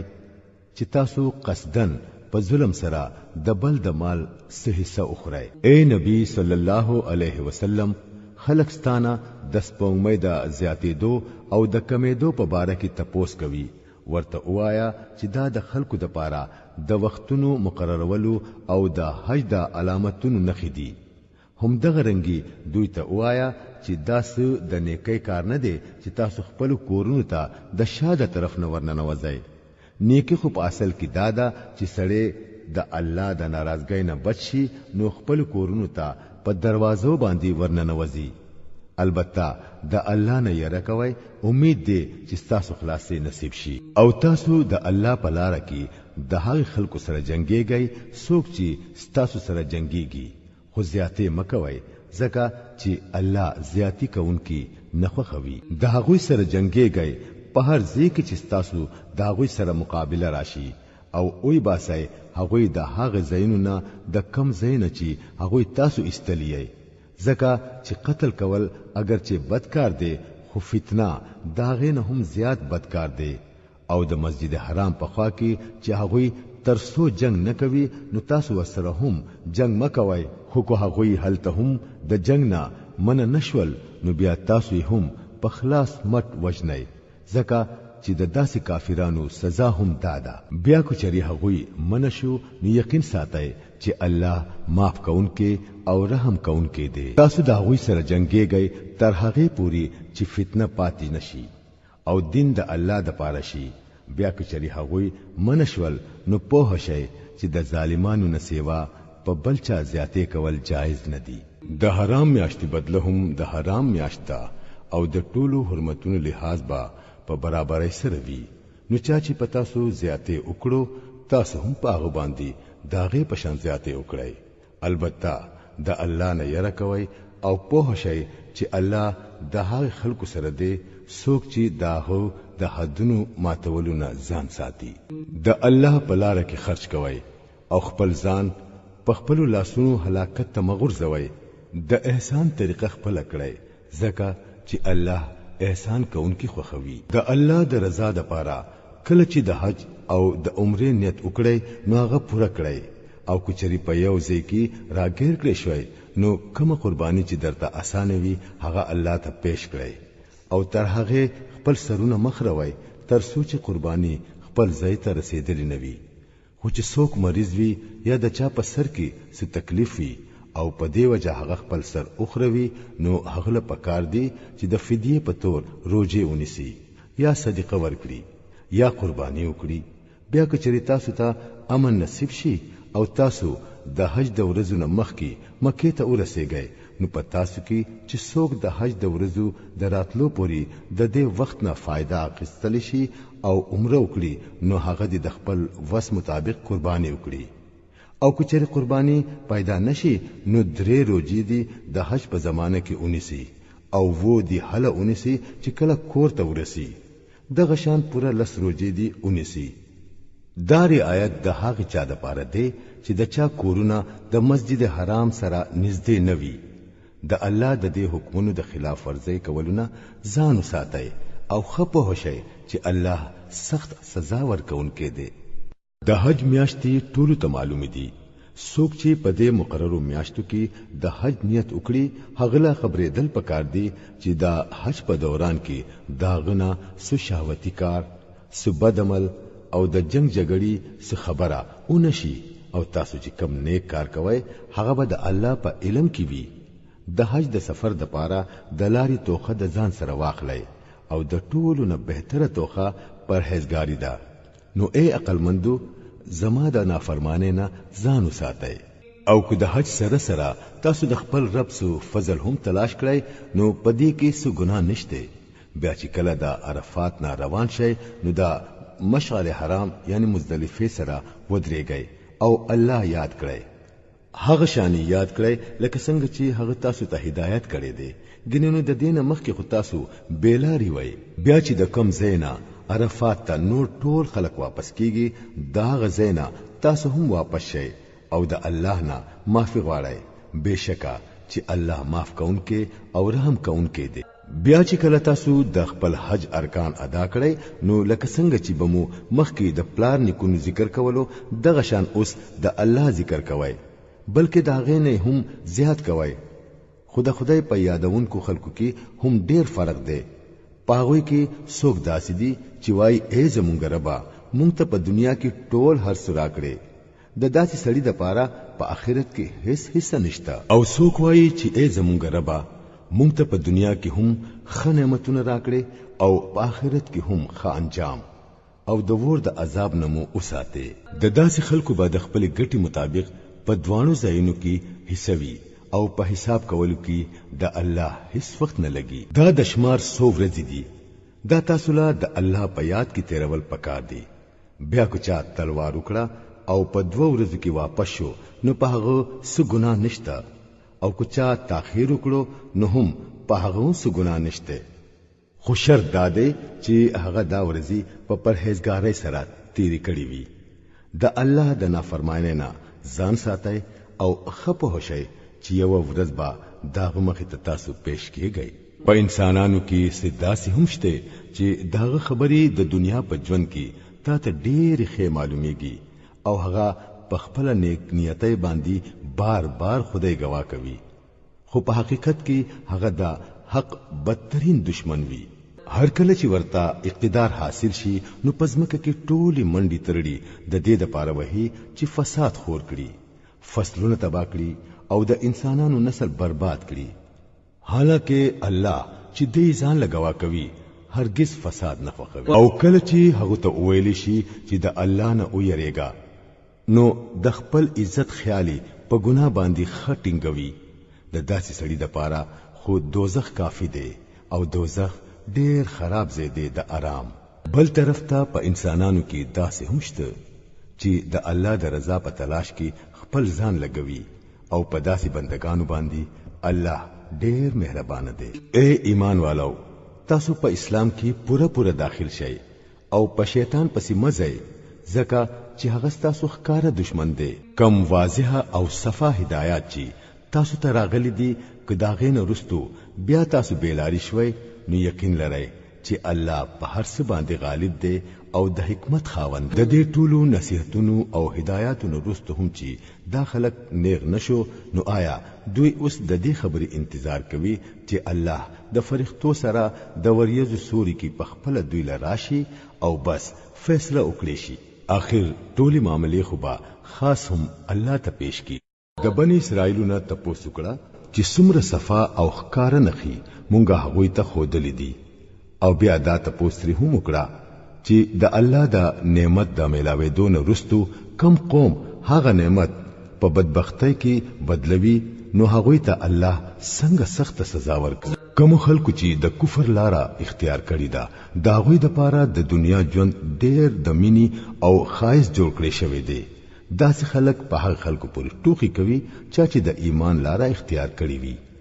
خو د قیامت په ورځ به پرهیزګار خلک داغوی په مقابله کې په اوچته درجه کې وي پاتې شو د دنیا رزق نو هغه د الله اختیار دی چې چاله خوخوي هغه له به حساب ورکوي په اول کې ټول خلک په یو طریقه باندې وو رستو بیا دا حالت پاتې نشو او اختلاف شروع شو پس دا غینا الله پیغمبران راولېګل چې په صحیح لار تلونکو خلکو ته خوشخبری ورکون کیو او غلط خلک د انجام نه يرون کیو او داوی سره یو حق کتاب د دې لپاره نازل کړو چې د حق په باره کې په خلکو کې کم اختلافات راغلي دي داغه فیصله وکړي شي او د دې اختلافو پیدا کېدلو دا وجه نه و چې اول خلکو ته حق نو خودل شوی نه اختلاف هغه خلکو وکړو چاته چې د حق علم ورکړي شوی وو هغه دروخانه هدایاتو ملاوي دون ورستو صرف په دی وجہ حق پرې خودو او مختلفي طریقې جوړې کړې وي چې هغه په خپل کې زیاتې کول غوښتل نو کوم خلکو چې په پیغمبرانو باندې ایمان راوړو هغه ته الله په خپل حکم د حق لار او خودلا چې په هغه کې خلکو اختلاف کړي وو الله چې چاته نه غلاره خودل غواړي هغه ته خي ولی ستاسو دا خیال دی چې تاسو به جنت ته هم دغه سي داخل شئ او حال دا چې پتا سو له هغه ټول سندي تیر شوی کم چې تاسو نمخ کې په ایمان والو باندې تیر شوی دي پاغوی ډېری سختي تیر شوی ډېر مصیبتونه پر راغلل وجله قول شول تر دې چې د هغه وخت رسول او دغه سره ملګری مؤمنان په چغه شو چې د الله مدد به کله راځي په هغه وخت کې هغه له تسلی ورکړې شو چې هاو د الله مدد نږدې دی تاسو ته د جنگ حکم شوی دی او هغه ستاسو خوښ نه دی کې دې چې یو ستاسو خوښ نه وي او هغه ستاسو د پاره خوي او کې دې چې یو ستاسو خوښ وي او هغه ستاسو د پاره خنه وي الله پوهیږي تاسو نه پوهیږئ خلک ستانه تپوس کوي چې د حرم په میاشت کې جنگ کول څنګه دي ورته وایا چې په دې کې جنگ کول ډېر بدکار دی خو د الله د لارې نه خلک منع کول او د الله سره کفر کول او د مسجد حرام لار په خدا پرستو خلکو باندې بندول او د حرم وسیدونکو د حرم نه استل د الله په نس د هغه نه هم زیات بدکار دی او فتنه د وینو تویولونه زیاته سخته ګناه ده هغه خو به تاسو سره د خپل وس مطابق تر هغه پوری جنگيږي چې تاسو د دې خپل دین نه واړوي او ځان خپو هکړي چې کو پتاسو کې څوک د خپل دین نه واوړي دو او هغه د کفر په حالت کې مړ شو نو داغو عملونه په دنیا او په آخرت دوانو کې ضایع شي دا قسم خلک ټول دوزخیان دي او همیشه به په دوزخ کې وي د دې برعکس چې کوم خلکو ایمان راوړی دي او د خدای په لار کې کورونه پرې خودلې دي او جهادي کړي دي هغه په جایز دي چې د الله د رحمت امید لري او الله داوی غلطیانی معاف کونکي او په هغوی باندې رحم کونکي دی دا خلک ستانه تپوس کوي چې د شرابو او د جواري سو حکم دی ورته وایا چې په دې دوانو سيزونو کې ډېر خرابې ده اگر چې په دې کې د خلکو د پاره څه فائدې هم دي خو د دې ګناه د دې د فائدو نه ډېر زیاته ده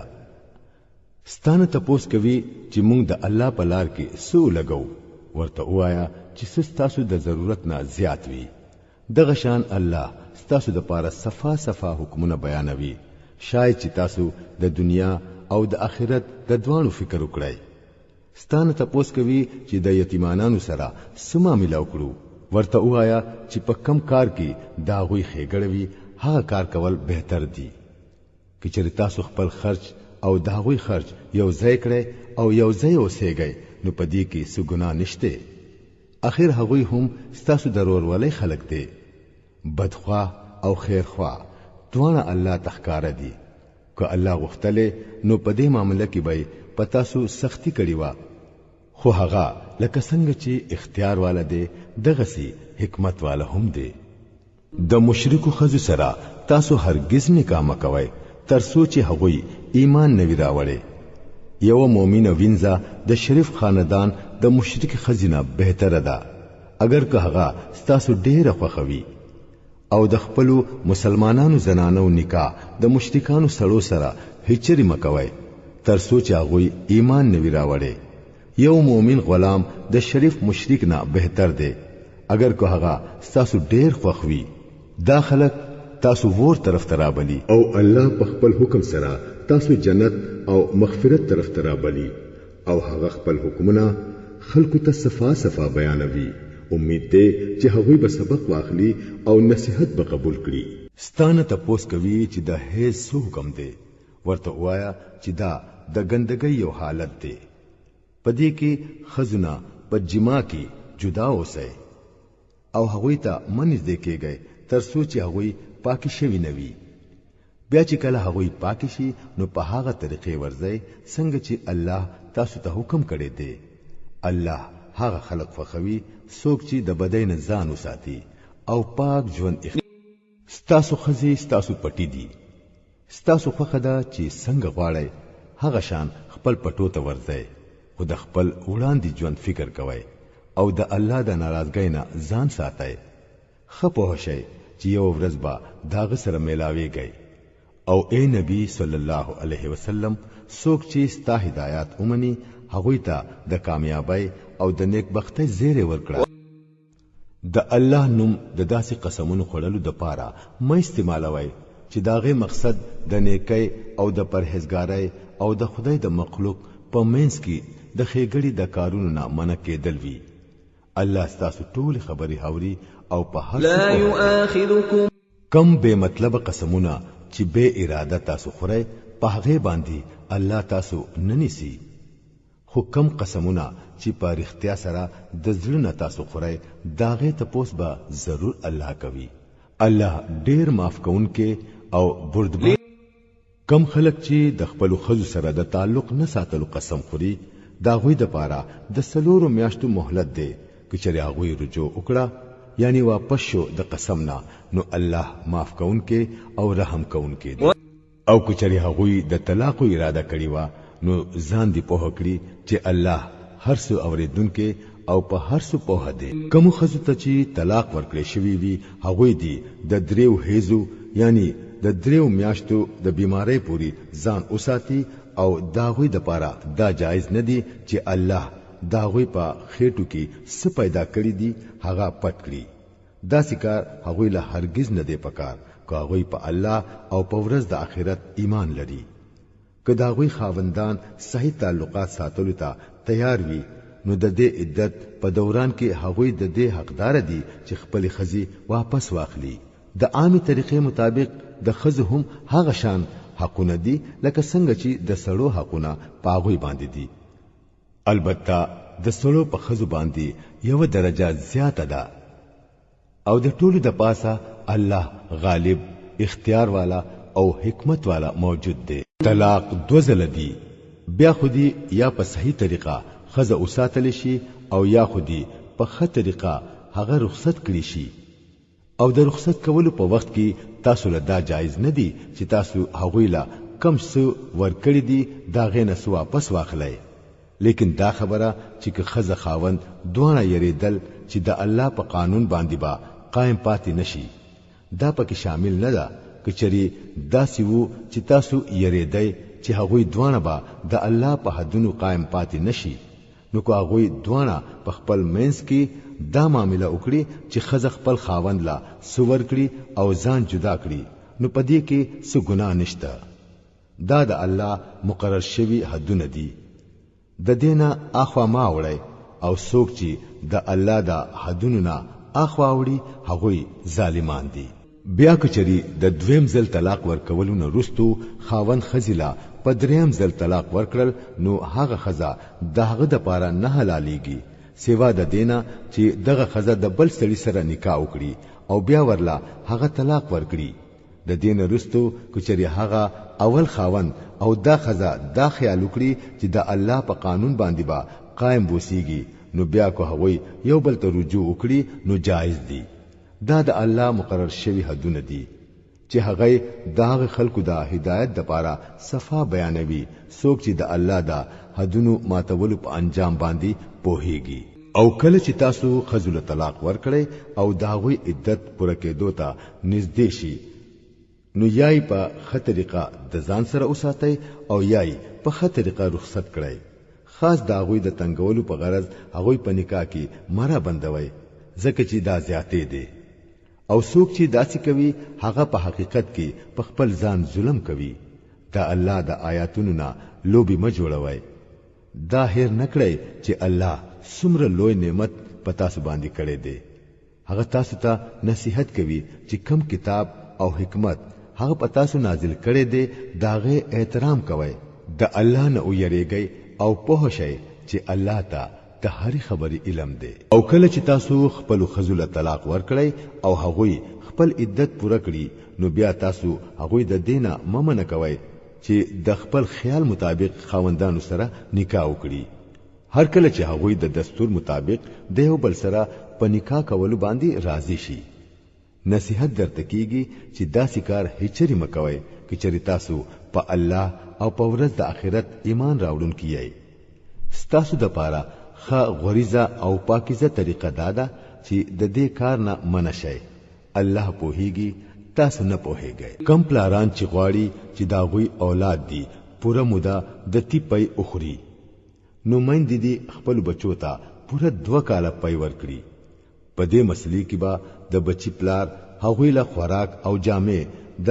معلومي طریقې مطابق ورکوي خو پچا باندې داغه د وسنه زیات بوج چول نه دی پکار نه خو دی مور په دې وجه په تکلیف کې واچولې شي چې بچي داغه دی او نه دی پلار په دې وجه تنکړي شي چې بچي داغه دی د پي ورکون کې خزي دا حق لکه څنګه چې د بچي په پلار باندې دی د غشان داغه په وارث باندې هم دی خو که دوانه په خپل رضا او مشوره سره بچي د تینه پرې کول غواړي نو پدې کې څه ګناه نشته او که تاسو غواړئ چې تاسو بچولا بل خزه پي ورکړي نو پدې کې هم څه ګناه نشته خو پدې شرط چې داغه کما مزدوري تاسو مقرر کړي هغه ورلا د عامه طریقې مطابق ورکړئ د الله نه ویریږئ او په شي چې ستاسو کوي پاغه ټول د الله نظر دی پتا سو کې چې کم خلق مړشي او رستري خزي پاتشي نو هغه د خپل ځانونه سلور میاشتي او لسرزي په انتظار کې وساتي بیا چې کله داغوی عدت پوره شي نو داغوی اختیار دی چې د خپل ځان په باره کې په مناسبه طریقه سکول غواړي هغه دی وکړي پتا سو باندې داغه هیڅ ذمہواری نشته الله تاسو د ټولو د عملونو نه خبر دی د عدت په دوران کې که تاسو د دغه کندو خزو سره د نکاح کولو اراده په اشارو کې او کو ظاهر کړی او کو په ځل کې پټي وساتای په دې دوانو کارونو کې پتا سو هیڅ ګناه نشته الله په دې په دې چې د دغه کندو خیال بس تاسو په ځړونو کې ضرور راځي خو خیال کوئ چې پټي واده ورسره اونکړئ کس خبره کول ورسره غواړي نو په عامه مناسبه طریقې ورسره وکړئ او تر هغه پوری د نکاح تړلو فیصله مکوئ تر سو پوری چې عدت نه پوره شوه. خپه شئ چې الله ستاسو د زړونو په حال باندې خبر دی، نو داغونه ویریږئ او د دین هم خبر شئ چې الله ډیر بردبار دی او وړې وړې خبري معاف کوي. ستاسو د پاره پدی کې هیڅ ګناه نشته چې خپل خزولا مخکې د لاس ورولونه یعنی د کوروالی کولونه یا مخکې د مہر مقررولونه طلاق ورکړي. په داسې مسلې کې هغوی لا سنس ضرور ورکول پکار دي. مالدار سړی دی د خپل حیثیت مطابق او غریب سړی دی د خپل حیثیت مطابق په عامه مناسبه طریقه سره سو ورکړي. دا حق دی په نیکانو خلکو باندې. او کچری تاسو مخکې د لاس ورولونه خزله طلاق ورکړو او مہر ورلا مقرر کړي وو، نو په دې مسله کې با نیم مہر ورکوي. دا بیل خبره ده چې خزا د نرمۍ سلوک وکړي او مہر وانخلي، یا هغه سړی چې دا سره د نکاح واک اختیار دی هغه د نرمۍ نه کار واخلي او پوره مہر ورکړي. او چې تاسو یعنی سړی د نرمۍ نه کار واخلي نو دا د تقوا سره ډیره مناسبه ده. په خپل معاملاتو کې سخاوت ماهر وای. ستاسو هر کار الله ویني. د خپل منځونو حفاظت کوئ، خصوصا د داسې منځ چې د مانځ ټول خوبيانې پکې راجموي. الله ته په داسې طریقه ودرېږي لکه څنګه چې فرمان منونکو غلام ودرېږي. د بدمنۍ حالت وي نو کو پیاده وي او کو پسورلای څنګه چې ممکن وي هغه شان منځ کوي. او چې کله امن شي نو الله په هغه طریقه یادوي چې کوم هغه تاسو ته خودلی و چې اول تاسو ته معلومه نه و. تاسو کې چې کم خلک ملکیږي او ورستري خزي پاتې کیږي هغه له پکار دی چې د خپل خزو په حق کې دا وصیت وکړي چې د یو کال پوري تی ورته خرچه ورکړي کیږي او د کور نه دی نه استل کیږي. بیا که چری هغه په خپل اوزي نو د خپل ځان په حق لچی هغه په مناسبه طریقه سره هر څه کوي داغه ذمہواری په تاسو نشته. الله په ټول باندې غالب اختیار لرونکي او د حکمت خاوند دی. دغه شان چې کوم خزلا طلاق ورکړي شوی وي هغه له دې هم د رخصتولو په وخت کې په مناسبه طریقه سنس ورکړي شي. دا حق دی په پرهیزګارو خلکو باندې. دغه شان الله تاسو ته خپل حکمونه صفا صفا بیانوي. امید دی چې تاسو به په پوهه سره کار کوئ. آیا تا د هغه خلکو په حال باندې هم څه غور کړی دی چې د مرګ د یری نه خپل کورونه پرې خودلی وو او د زرګونو په تعداد کې وو؟ الله هغه ته او فرمایل چې مړ شي، بیا ورلا هغه دوباره ژوند ورکړو. حقیقت دا دی چې الله په انسانانو باندې ډېر لوی فضل کوونکی دی، خو اکثر خلک شکر نه وباسي. اے مسلمانانو د الله په لار کې جنگ کوئ او پوه شئ چې الله هر څه اوریدونکي او په هر څه پوه دی. پتا سو کې څوک دی چې الله لا قرض حسنه ورکړي چې الله یې ورلا بیا په 100 چنده زیات واپس ورکړي. کمول هم د الله په اختیار کې دي او زیاتول هم او خاص هم هغه تبا واپس ځي. آیا تا په هغه معاملې هم څه غور کړی دی چې د موسی علی السلام نو رستو د بنی اسرائیلو سردارانو ته پیښه شوی و؟ هغه خپل پیغمبر ته وویل چې مونږ لا یو باچا مقرر کړه چې مونږ د الله په لار کې جنگ وکړو. نبی تری تاسو کړو آیا داسې خو بنوي چې تاسو ته د جنگ حکم وکړي شي او بیا تاسو جنگ نه کړئ؟ هغه وویل دا څنګه کې دی شي چې مونږ به د الله په لار کې نه جنگيګو او حال دا چې مونږه د خپل کورونو نه شړلې شوی یو او زمونږه بال بچ زمونږ نه جدا کړي شوی دي. خو چې کله هغه ته د جنگ حکم وکړي شو نو د لګو کسانو نه بغیر نور ټول پشا شو او الله د غظالمان یو تن پیژني. دا غوی نبی هغه ته وویل چې الله تعالی تاسو د پاره باچا مقرر کړی دی. چې دای واوریدل نو ویل هغه په مونږ باندې د باچا جوړېدو څنګه حقدار شو؟ داغونه خو مونږه زیات د باچای حقداران یو، هغه سلوی مالدار سړی نه دی. نبی جواب ورکړو چې الله ستاسو په مقابله کې هغه منتخب کړی دی او هغه لې دماغي او جسمانی دوه قابلیتونه زیات ورکړي دي او د الله اختیار دی چې هغه چاله باچاهي ورکول غواړي هغه لې ورکوي الله ډېر فراخي لري او هر څه دغه په علم کې دي. د دې سره هغه ته خپل نبی دا هو ویل چې د الله د طرف نه داغه د باچا کېدو نه دادا چې داغه په زمانه کې با هغه صندوق تاسو ته بیا میلاو شي په کم کې چې تاسو د رب د طرف نه تاسو د پاره د زړه د اطمینان سامان پروت دی او په کم کې چې د آل موسی او د آل هارون پاتې کړي شوی تبرکات پراته دي او په دې وخت کې د فرښتو په حفاظت کې دي.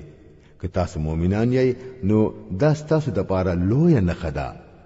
بیا چې کله طالوت د لخر سره روان شو نو ویل چې په یو دریا باندې د الله د طرف نه ستاسو ازمیخت کېدون کې دي چا چې داغه او به اوس کله هغه به زما ملګری نوي. زما ملګری صرف هغه دی چې څوک په تنده مړه نکړي. هو یو لپنیما کوسکی نو اسکلی شي خو د لګو کسانو نه بغیر نور ټولو د دغه دریاب نه ځان مور کړو. بیا چې کله طالوت او داغه ملګری مسلمانان د دریاب نه پوري غاړه لاړل نو هغوی طالوت ته وویل چې نن په مونږ کې د جالوت او داغه د لخر سره د مقابله کولو طاقت نشته. لیکن چې څوک په دې پوهه وو چې یو ورځ به د الله سره مخامخ کیږي هغوی وویل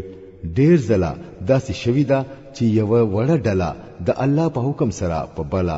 لوی ډله باندې غالب شوی دا. الله د صبر کوونکو ملګری دی. او کله چې هغوی د جالوت او دغه د لخر سره مقابله ته اوتل نو دعا وکړه چې اے زمونږ ربا پمونږه صبر راووروا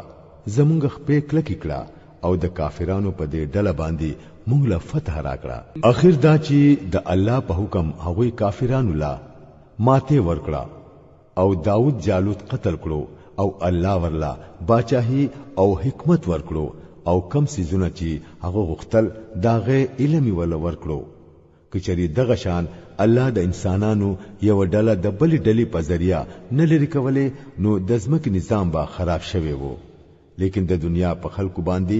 د الله لوی فضل دی چې هغه دغه شان د فساد لري کولو تنظیم کوي. دا د الله آیاتونه دي چې مونږه ټیک ټیک تا اورو او اے محمد صلی الله علیه وسلم بشکا ته د هغه خلکو نه یې چې د رسولانو په حیثیت لېږل شوی دي. دا رسولان چې زمونږ د طرف نه انسانانو ته د نیک لارې ښودلو لپاره مقرر شول مونږ دوی له د یو بل نه اوچتي مرتبه ورکړي. په هغوی کې څوک داسې وو چې الله ورسره په خپل خبرې وکړي او چاله په بل حیثیت لوړی مرتبه ورکړي او په آخر کې عیسی علی السلام د مریم زویلا روخانه نخي ورکړي او په پاک روح سره دغه مدد وکړو. که الله غختلې نو دا کې دې نشوا چې د دې رسولانو نه رستو کم خلکو چې روخانه نخي لیدلې وي هغه په خپلو کې جنگ کړي وي. خو د الله طریقه دا نه و چې هغه خلک په زور باندې د اختلاف کولو نه منع کړي. په دې وجہ هغه په خپلو کې اختلاف وکړو. بیا چا ایمان راوړو او چا د کفر لار اختیار کړه.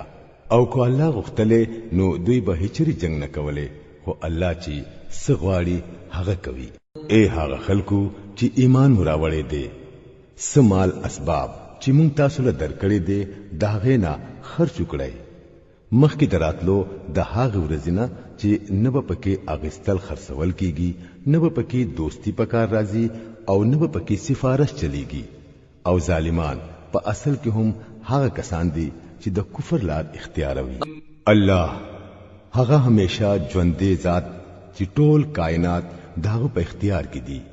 داغه نه بغیر بل خدای نشته. پاغه نه پر کالی راځي او نه هغه لا خوب ورزي. پزمکا او اسمانونو کې چې سدي ټول داغه دي. څوک دی هغه کس چې هغه ته داغه د اجازت نه بغیر سفارش وکړي. سچ د خلکو په وړاندې دي هغه هم ورته معلوم دي او سچ د خلکو نه پنا دي داغه نه هم خبر دی او داغه د علم نه هیڅ د مخلوق په عقل کې نشي راتلی سوا د دینه چې هغه په خپل د سسیس علم هغوی لور کول اوغواړي.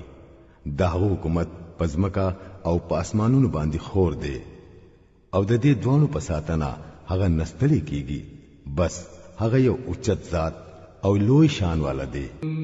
د دین په معاملې کې څه زور زبردستی نشته. صحیح خبري د غلطو خیالاتو نه جدا چانکړې شوی پرتی دي. اوس چې چا د طاغوت نه انکار وکړو او په الله ایمان راوړو نو هغه یو داسې مضبوطه ذریعہ راټینګ کړه چې هیڅ چری ماته دونکي نه ده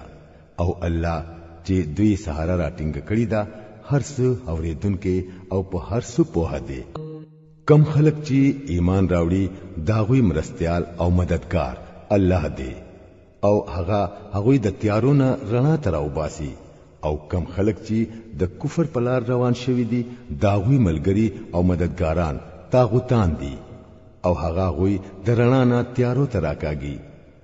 دوی ورته تلونکي خلق دي چې هل تبا همیشه اوسي. آیا تا د هغه سړي په حال باندې غور نه دی کړي چې د ابراهيم سره جګړه کړې و؟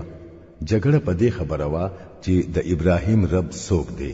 او په دې وجوا چې هغه سړي ته الله حکومت ورکړي وو. په کوم وخت کې چې ورته ابراهيم وویل چې زما رب هغه دی چې دغه په اختیار کې ژوند او مرګ دی، نو هغه جواب ورکړو چې ژوند او مرګ زما په اختیار کې دی. ابراهيم عليه السلام ورته وویل چې ښا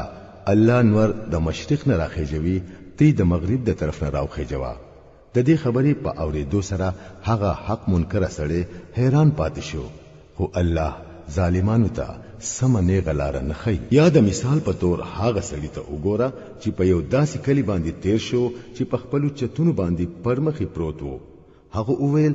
دا د دې کلی خلک چې کم هلاک شوی دي دوی لبا الله دوباره ژوند څنګه ورکوي؟ نو په دې خبره الله داغه روح قبض کړو او هغه د 100 کالو پوري مړ پروت وو. بیا الله هغه دوباره را ژوند کړو او تپوس تری وکړو چې وایا څومره مو د مړ پروت وي؟ هغه وویل چې یو ورځ یا د ورځ څه حصہ. الله ورته فرمایل چې پتا باندې په دې حالت کې 100 کال تیر شوی دي. اوس دې لګ د خپل خوراک او اوبو ته وګوره چې پکې لږ تغیر هم نه دی راغلی. بل طرف ته لکشان هغه خپل خرته دی هم وګوره چې د هډوکو سره روز شوي دی او دا کار مونږه د دې لپاره وکړو چې تا د خلکو د لپاره یو نمونه جوړول غواړو. بیا ګوره چې دا هډوکو دا پنجره مونږ څنګه راوچتو او غوخه پوسټه کې ورته څنګه ور اغوندو. دغه شان چې حقیقت ورته بالکل ښکارا شو نو وی ویل چې زه پوهېږم چې الله په هر څه باندې قدرت لري. او هغه واقعه هم یاد لرا کله چې ابراهيم ویلی وو چې اے زما ربا ما ته اوخیا ته مړی څنګه ژوندۍ کوي؟ الله ورته فرمایل ولی ته ایمان نه لري؟ هغه ارزو کړو چې ایمان لرم خو د زړه اطمینان می پکار دی. الله تعالی ورته فرمایل چې خدا ته سلور مرغۍ راونیسا او هغه د ځان سره بل دی کړه. بیا دا غوي یو حصہ په یو غر باندې کېږدا. بیا ورته आवाज وکړه نو په منډه باستا خپل راشي. خپو هشا چې الله غالب اختیار والا او حکمت والا دی. کم خلق چې خپل مال د الله په لار کې لګوي دا غوي د خرج مثال داسې دی لکه چې یو دانه وکړلی شي او دا غینا وګي زرغون شي او په هر وګي کې 100 دانې وي. دغه شان الله چې د چا عمل زیاتول غواړي هغه زیاتوي. الله فراخ دسته هم دی او په هر څه په هم دی. کم خلق چې خپل مال د الله په لار کې خرج کوي او بیا د خرج نه رستو احسان نسباتی او ضرر نه ورسوي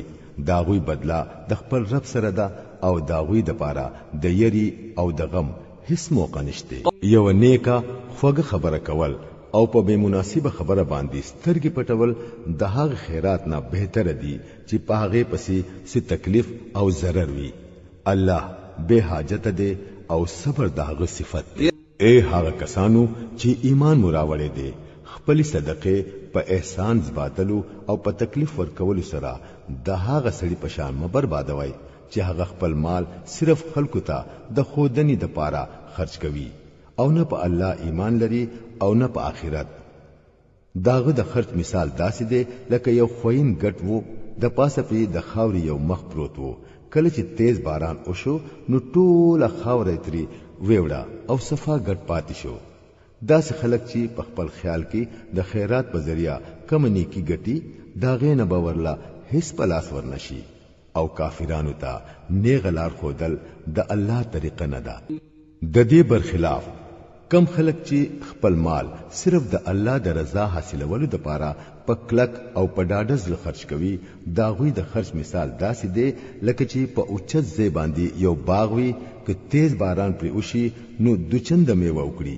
او که تیز باران پر ونشي نو نری پشم ورلهم کافی وي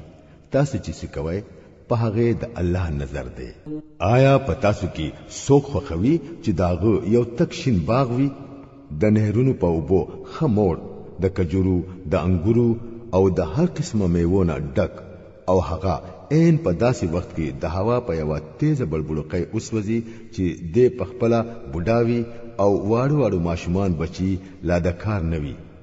د غشان الله تاسو ته خپل خبري بیانوي د دې لپاره چې تاسو غور او فکر وکړئ اے هغه خلکو چې ایمان مراوړې دي کم مال چې تاسو ګټلې دي او سچې مونږه ستاسو د پاره د ځمکې نه راستلې دي دا غینا هغه خخه مال د خدای په لار کې خرج کړئ دا سینا چې د خدای په لار کې د ورکولو د پاره د خراب نه خراب سیز د قتلو کوشش شروع کړئ ځکه کچری هم دغه سیز تاسو له څوک درکوي نو تاسو به هیڅ قبول نکړئ ما سیوا د دینه چې په پټو سترګې قبول کړئ په شی چې الله به احتیاج دی او د خو صفاتونو مالک دی شیطان تاسو د نستینا يروي او د شرمناکو کارونو کولو لمسون درته کوي خو الله تاسو ته د خپل طرفنا د بخنی او د فضل امید درکوي الله ډیر فراخ دستا او په دی چاته چې وغواړي هغه لا حکمت ورکوي او چاته چې حکمت میلاو شو هغه ته په حقیقت کې لوی دولت میلاو شو د دې خبرونه صرف هغه خلک سبق اخلي څوک چې عقلمند وي تاسو چې هر څه خرج کړی وي او هر منخته چې مومنلی وي الله دا غینه خبر دی او د ظالمانو هیڅوک مددگار نشتا کو خپل صدقه پخکارا ور کوي نو دا هم خدا لیکن کو پټ په پرده کې حاجتمندلا ور کوي نو دا ستاسو په حق کې زیاته بهتره ده ستاسو ډېری بدای په دې طریقه ختميږي او تاسو چې څه کوي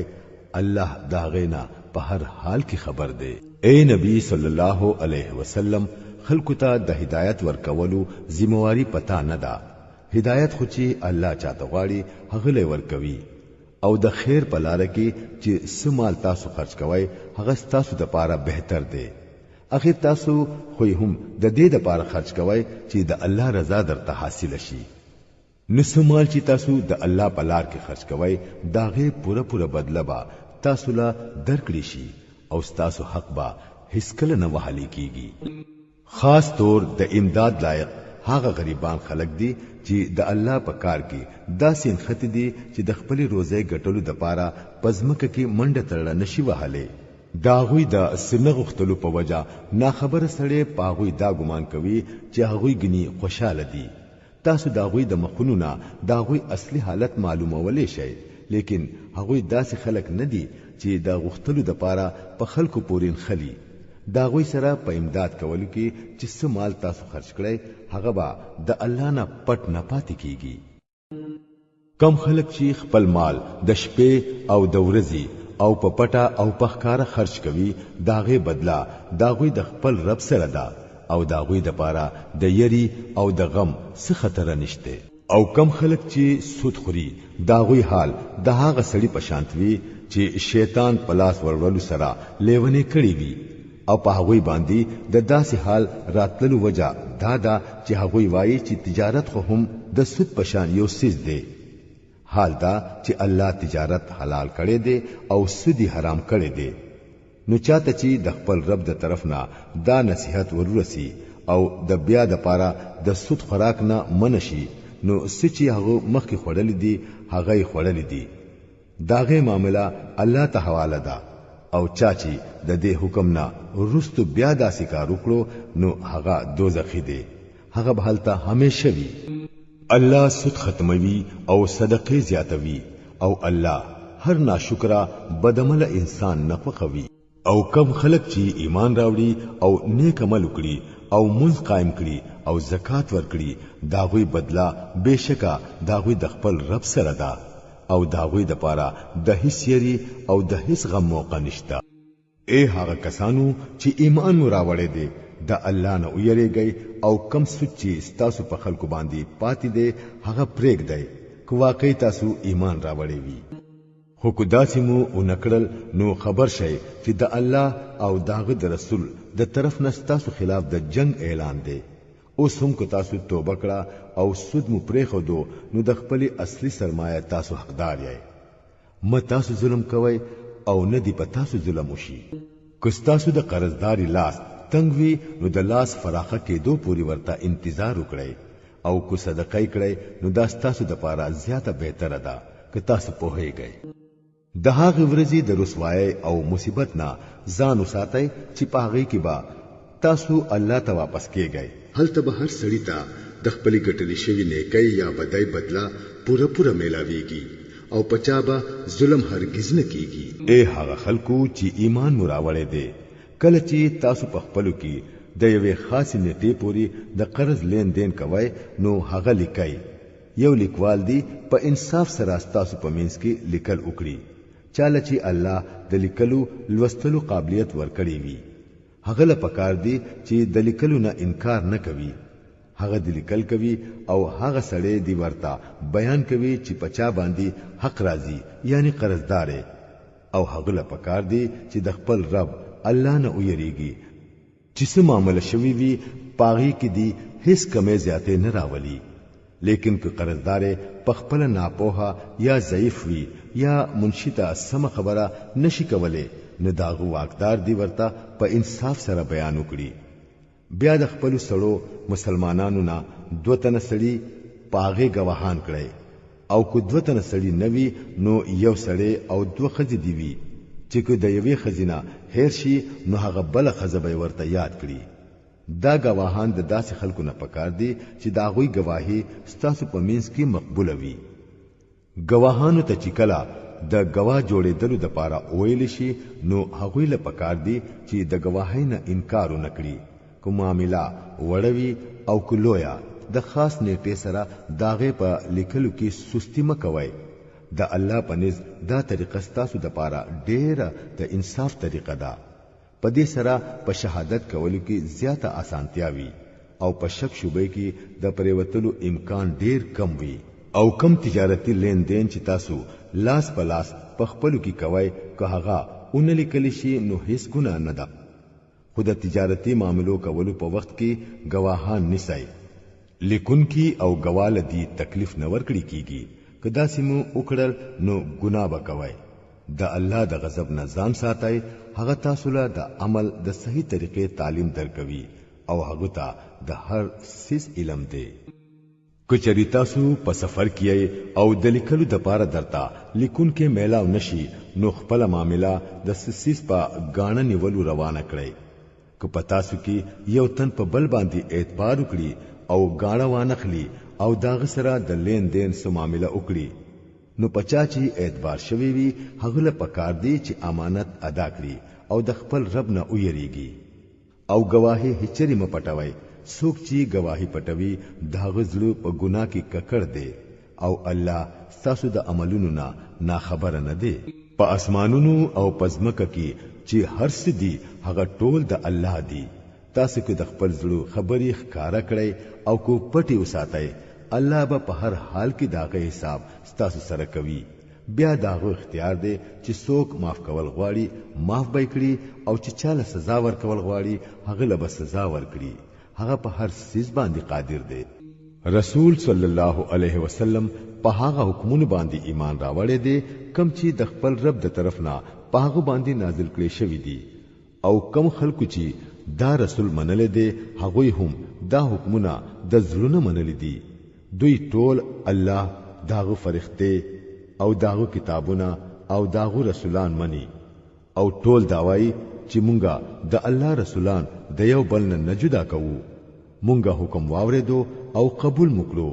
ای زمونږ ربا مونږ ستانه د خطاګانو بخنه غواړو او هم تا ته به واپس درځو. الله تعالی په هیڅ باندې داغه د وسنه زیات د ذمہواری بوج نه اچوي. هر چا چې سنی کی کړی دا داغه ثواب هم داغه دی. او چاچی بدی کړی دا داغه سزا هم پاغه دا اے مومنانو تاسو په دې طریقه دعا غواړئ اے زمونږ ربا کو زمونږ نه په هرا یا په خطا سره سو ګنا وشي نو پاغه مونږه منیسا اے ربا په مونږه هاغه بار ما چوا کم چې تا زمونږ نه په مخکینی خلکو باندې اچولې وو پروردګارا چې د کم بوج د وړلو طاقت په مونږ کې نشته هغه په مونږه مګدا زمونږ سره نرمي وکړه مونږه معاف کړه په مونږه رحم وکړه ته زمونږ مولای د کافرانو په مقابله کې زمونږ امداد وکړه